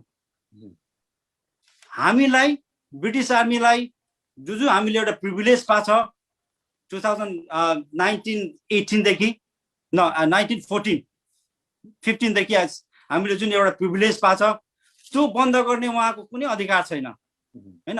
उहाँले यतिसम्म मैले भनेको सुन्छु, नेपालमा 30 जनाले हरेक वर्ष ट्रेनिङ गर्छ, 300 जना भर्ती भएर आउँछ, अरूको जिन्दगी बर्बाद हुन्छ अरे। That's not under his control, उसको चाहना होइन त। उहाँले त्यस्तो अभिव्यक्ति दिनै मिल्दैन हैन। उहाँले यतिसम्म मैले सुने ट्रेनिङ सेन्टरहरूलाई पनि ब्लेम गर्दैछ। हामी त अहिले त के भाग्यमानी हुनुपर्छ भने एटलिस्ट नेपालमा अहिले ट्रेनिङ सेन्टर खोलेको छ, एटलिस्ट हाम्रो युथहरूलाई उनीहरूले गाइडेन्स गरेको छ, ट्रेनिङ गराएको छ, प्री ट्रेनिङ गराएको छ। हाम्रो पालामा त त्यस्तो थिएन। गर्दाखेरि मैले यहीँदेखि के भन्छु भने जुन यो सत्याग्रहलाई नै म अपिल गर्छु, तपाईँहरूले यो तपाईँहरूको एजेन्डादेखि तुरुन्त निकाल्नुहोस्। यो तपाईँले, मैले अस्ति भनेको मेस्टोनमा उहाँहरूले लास्ट इयर मेस्टोनमा सत्याग्रह आउनु भएको थियो। उहाँहरू यहाँ चाहिँ तपाईँको मिटिङमा के भन्छ नि, अब ग्यादरिङ गर्नु आउनु भएको थियो। उहाँहरूको जुलाई 1 र 2 मा चाहिँ नेपाल अधिराज्य उहाँहरूको चाहिँ आन्दोलन डिक्लेयर गर्नुभएको थियो। त्यसैको प्रिपेयरको लागि चाहिँ उहाँहरू मेस्टोनमा बुढाबुढीसँगलाई चाहिँ उनीहरूले चाहिँ मिटिङ राख्नु भएको थियो। त्यसमा म पनि गएको थिएँ। त्यतिखेर मैले थाहा पाएको यो। उहाँहरूलाई मैले त्यतिखेर भनेको तपाईँहरूले यो क्लज तुरुन्त निकाल्नुहोस्। यदि तुरुन्त निकाल्नुहुन्न भने र तपाईँले चाहिँ इनकेस नेपालमा गोर्खा भर्ती बन्दको आन्दोलन निकाल्नु भयो भने जिम्मेवारी तपाईँहरू हुनुपर्छ। जिम्मेवारी के को लागि भन्दाखेरि जति पनि त्यहाँ बुढाबुढी योङ त जाने कुरा आउँदैन आन्दोलनमा, त्यही बाजे बोजू जाने हो रहल पहल, अनि उनीहरूलाई चाहिँ पाटपिट कुटपिट भयो भने जिम्मेवारी तपाईँ हो। किनभने अब नातिले बोजूले पिट्ने भयो नि, त्यो सिम्पली लजिक त्यहाँ छ नि। अनि सत्याग्रह चाहिँ जाडोमा सिल्पिङ भित्र बसेर है तिमीहरू त्यहाँ जा त काम गर्नु भन्ने मिल्दैन नि, होइन? उहाँहरूले चाहिँ यो म अहिले भन्छु विथ ड्यु रेस्पेक्ट, मैले सायद खरोमा बोलेँ कि अब स्टेट खोल्ने मान्छे हो है, क्लियर मेसेज होइन, तपाईँहरूले यो नेपालको युथको एगेन्स्टमा नजानुहोस्। यो ब्रिटिस गभर्मेन्टको एगेन्स्ट नै होइन, यो there is nothing to do with British government है। गर्दा तपाईँले यो मुद्दा बुझ्नुहोस्। त्यति भन्दै आशा छ मैले एन्सर दिएँ होला शिवजी हजुरलाई। राष्ट्र सर एकदम महत्त्वपूर्ण कुरामा आफ्नो भनाइ राख्नु भएको छ। अब हामी लगभग कार्यक्रमको अन्त्यतर्फ आइरहेका छौँ। दर्शकवृन्द, तपाईँ हेरिरहनु भएको छ हामीलाई आज यो गोर्खा सम्बन्धी विशेष कुराकानी गर्नका लागि BGWS को विशेष कार्य समितिसँग हामी कुरा गरिरहेका छौँ। प्रकाशजी, यहाँले केही महत्त्वपूर्ण रिप्लाई गर्नुपर्ने त्यस्ता कुनै कमेन्ट देख्नु भएको छ भने गर्नुहोला, नत्र म आज समयका अभावका कारणले पनि केही लिन नसक्ने अवस्था छ। तर एउटा प्रश्न मलाई पठाउनु भएको छ, सेक्रेटरी गोर्खा सत्याग्रहका सचिवले भन्नुभएको छ, टेकेन्द्र साहबलाई चाहिँ एउटा क्वेसन सोध्नु भएको छ। मेजर जड गुरुङ ले भनेर, मेजर जड गुरुङले टेलिफोन गर्दा फोन नउठाउने, SMS इमेल सेन्ड गर्दा रिप्लाई नगर्ने, राजदूतले कल गर्दा पनि फोन नउठाउने काम के होला भन्नुभएको छ। एउटा अहिलेसम्म BGWS ले कहाँ र कहिले जानकारी सभा गरेको छ भनेर उहाँको एउटा प्रश्न छ। सत्याग्रह सङ्घर्ष समितिका सचिव धन गुरुङ सरले लेख्नु भएको। Very good question, thank you उहाँलाई। उहाँले चाहिँ मलाई एभिडेन्स दियोस्, मैले कहिले चाहिँ कुनै इमेलको जवाब दिनँ। उहाँलाई उहाँको इमेल पठाइदियोस् मलाई। हामीले कतिवटा इमेल जुट साहबलाई पठायौँ, कति जवाब आयो, के जवाब आयो त्यो आफ्नो जग्गामा छ। मात्र होइन, अस्ति भर्खरै आइतबारको दिन ज्ञानराजजीले चाहिँ सिट्रेप दिन्छु त्यो जिम्मेवारी जुट साहबको भन्दाखेरि मैले इमेल पठाएँ जुट साहबलाई, तपाईँहरूको यो अहिले पहलको चाहिँ सिट्रेप छोटो दिनुहोस्, अहिलेसम्म के उपलब्धि भयो, हामी त अन्धकारमा छौँ भनेर जुट साहबको रिप्लाई कपी गरेको छ। ज्ञान र कृष्ण भाइलाई पनि क्लियरली आएको छ कि म चाहिँ रिपोर्ट लेख्ने जिम्मेवारी मात्रै थियो मेरो रिपोर्ट लेख्ने सक्यो, यो अभियानको जिम्मेवारी चाहिँ कृष्ण र ज्ञान भाइ हो, उहाँलाई सोध्नुहोस् भन्यो। मैले उहाँहरूलाई फेरि इमेल पठाएँ, त्यसको पनि जवाब आएन। र गर्दाखेरि विचार्नुहोस् जवाब चाहिँ कसले दिएन, त्यो आफ्नो जग्गामा छ। त्यस कारणले त्यो नभन्नुहोस् कि मैले सोधेन। अनि एम्बेसीको कुरा गर्छ भने त मैले त ओपन चिठी मात्रै होइन, प्रेसमा पनि छापिसकेको छु कि। हजुर, तर जानकारी सभा कति कहाँ गर्नुभयो भन्ने उहाँको अर्को प्रश्न छ साहब। जानकारी सभा के को लागि? जानकारी सभाको जिम्मेवारी त उहाँहरूले लिएर हिँडेपछि 13 बुँदैमा हामीलाई चाहिँ वञ्चित पारेपछि कुन चाहिँ जानकारी चाहिँ दिनु पर्यो? अब जानकारी दिनुपर्नेको जवाब चाहिँ उहाँहरूले दिँदैन। जानकारी त अघि मैले चिठीको जवाब माग्दिएँ, त्यो जानकारी दियोस् न मलाई। हुन्छ, पक्कै पनि धन गुरुङ सरले उहाँलाई मलाई राख्नु भएको प्रश्न थियो, मैले साहबलाई थ्याङ्क यू सो मच। प्रकाशजी, हामीसँग केही प्रश्नहरू छन्। अनिल राई लेख्नुहुन्छ, गोर्खा सत्याग्रह सङ्घर्ष समितिले गर्दै आएको बन्दको कुरा गरेको छैन, गोर्खाहरूको समस्याको बेलायतको सरकारको सम्बोधन नगरुन्जेल सम्मको निम्ति स्थगन गर्ने मात्र भनेको हो भनेर उहाँले एउटा जानकारी दिनुभएको छ जस्तो लाग्छ। भूपुहरूमाथि विभेद भएको हो कि होइन यति मात्र प्रश्न गरिदिनुहोस् भन्नुभएको छ राजकुमार गुरुङ सरले। धेरै प्रश्नहरू छन्, तपाईँहरूले यसलाई समय लिएर लन्डन नेपाल न्युजको पेजमा गएर रिप्लाई पनि गर्न सक्नुहुन्छ र हाम्रो यो पुरै कार्यक्रम युट्युबमा पनि हेर्न सक्नुहुनेछ। र सुमन राईजीको एउटा प्रश्न छ, म प्रकाशजी यो प्रश्न पढेर देवान साहबलाई अथवा तपाईँले यसको उत्तर दिन सक्नुहुन्छ। लामो प्रश्न छ। खास उहाँको प्रश्न भन्दा पनि उहाँको भनाइ जस्तो लाग्छ मलाई। हजुर, उहाँले चाहिँ यहाँ उहाँले के लेख्नु भएको छ भन्दाखेरि London Nepal news I am saddened by learning when Rajendra Bhatt Nepali a freelancer journalist and ardent supporter of the Gorkha Justice Campaign, gave a one-sided information posing an irrelevant question on national identity at a major Tikendra Dal Dewan JP in last Zoom meeting organized by Nepali news media in UK. When I learned his biased attitude towards Indian dominion Gorkhas of the Brigade of Gorkhas, I'm really worried about his value-landed perception compromising on professional journalism of निष्पक्ष पत्रकारिताको धर्म। यो अघि नै यो भएको छ। यसैलाई हाम्रा बेलायत स्थित ग्रेटर अस्मोर नेपालीज कम्युनिटीका पूर्व अध्यक्ष गुल्मी जिल्ला समाज युकेका संस्थापक अध्यक्ष ओम प्रसाद थापाजीले पनि सेम क्वेसन राख्नु भएको थियो टेकेन साहबलाई, जस यो एउटा गोर्खालीहरूको आन्दोलनको विषयका बारेमा अरूलाई धेरै किन यो टीका टिप्पणी गर्नु परेको हो भनेर उहाँलाई अंकित गरेर लेख्नु भएको थियो। धेरै धन्यवाद छ ओम प्रसाद थापा सरलाई पनि, उहाँले पनि आफ्नो कुराहरू राखिदिनु भएको छ। अब हामी लगभग धेरै कमेन्टहरू छन्। प्रकाशजी, तपाईँ प्रवक्ता भएको कारणले यी कमेन्टका उत्तरहरू इमानदार साथ तपाईँ कमेन्ट बक्समा गएर एक जनालाई उहाँहरूका विचारका लागि सहयोग गरिदिनु होला भन्न चाहन्छु।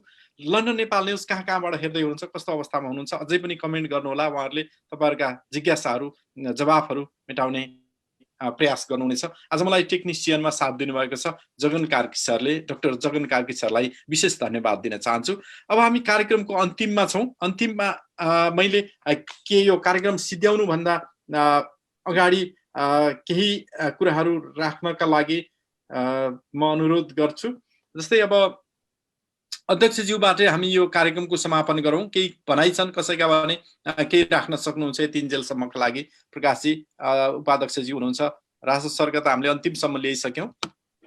अच्छा, सर्वप्रथम चाहिँ समयको अनुकूल पनि विचार गर्यो अनि तपाईँहरूको बहुमूल्य समयलाई यसरी सेक्रिफाइस गरेर यो इम्पोर्टेन्ट मिटिङलाई तपाईँहरूले प्रशासन गर्नुभएकोमा हृदयबाट नै धन्यवाद छ तपाईँ, भगीरथ र हाम्रो जगनजीलाई। मात्र म क्लोजिङमा के भन्नु चाहन्छु भने कृपा गरेर let us not make this into a political football. अनि जोकर जस्तो जनताको छेउमा आएर एकअर्कालाई आरोप नलगाऊ। कुनै कुरा चाहन्छ र डिस्कसन गर्छ भने व्यक्तिको एउटा प्यानल लगाएर चाहिँ डिबेट गरौँ। अबदेखि चाहिँ we don't want to come to the media यसरी जस्टिफिकेसन दिनु। ओपन मञ्चमा सबै भूतपूर्वमा त होइन, सबैलाई निम्ताएर डिबेट राखोस्। त्यो डिबेटमा आउनु हामी तयारी छौँ। अनि थ्याङ्क यू सो मच। हुन्छ त आजको यो महत्त्वपूर्ण कार्यक्रम दर्शकवृन्द, भूपू गोर्खालीहरूले लामो समयदेखि समान पेन्सनका लगायतका विभिन्न मागहरू गर्दै बेलायत सरकारसँग राख्दै आएका विषयमा हामी BGWSसँगको विशेष कार्यक्रम आजका लागि यति नै। तपाईँका कमेन्ट र जिज्ञासाहरू हामी उहाँहरूलाई क्रमशः यसको जवाफ दिनुहोला भन्ने अनुरोध पनि गरेका छौँ। आज हामीसँग हुनुहुन्थ्यो यही विषयमा चर्चाका लागि टिकेन्द्र दल देवान, रिटायर्ड मेजर हुनुहुन्छ, BGWSका अध्यक्षज्यू, उहाँलाई धेरै धन्यवाद दिन चाहन्छु। उपाध्यक्ष विदुर पाखरिन सरलाई विशेष धन्यवाद दिन चाहन्छु र महासचिव छत्र राई र प्रवक्ता प्रकाश गुरुङजी हुनुहुन्थ्यो भने गैरावश्य नेपाली संघ NRNA UK का पूर्व उपाध्यक्ष राष्ट्र राईजी हुनुहुन्थ्यो र टेक्निसियनमा जगन कार्की सरले मलाई सपोर्ट गर्नुभएको थियो भने प्रेस एडभाइजरका रूपमा मलाई भागीरथ सरले यसको सहयोग गर्नुभएको थियो। तपाईँहरू सबैजनालाई विशेष धन्यवाद दिन चाहन्छु। आजको यो विशेष कार्यक्रममा कस्तो भयो प्रतिक्रिया पनि लेख्नुहोला र लन्डन नेपाल न्युज हेरेर विभिन्न ठाउँबाट आफ्ना कमेन्ट, आफ्ना विचारहरू राख्ने दर्शक आम श्रोताहरूलाई पनि विशेष धन्यवाद दिन चाहन्छु। म आवाजको साथी लन्डनबाट शिव भण्डारी छु। जगनजी, हामी कार्यक्रमको लगभग अन्तिममा छौँ। यसलाई अन्तिम गर्ने तयारी गरिदिनु होला भन्न चाहन्छु।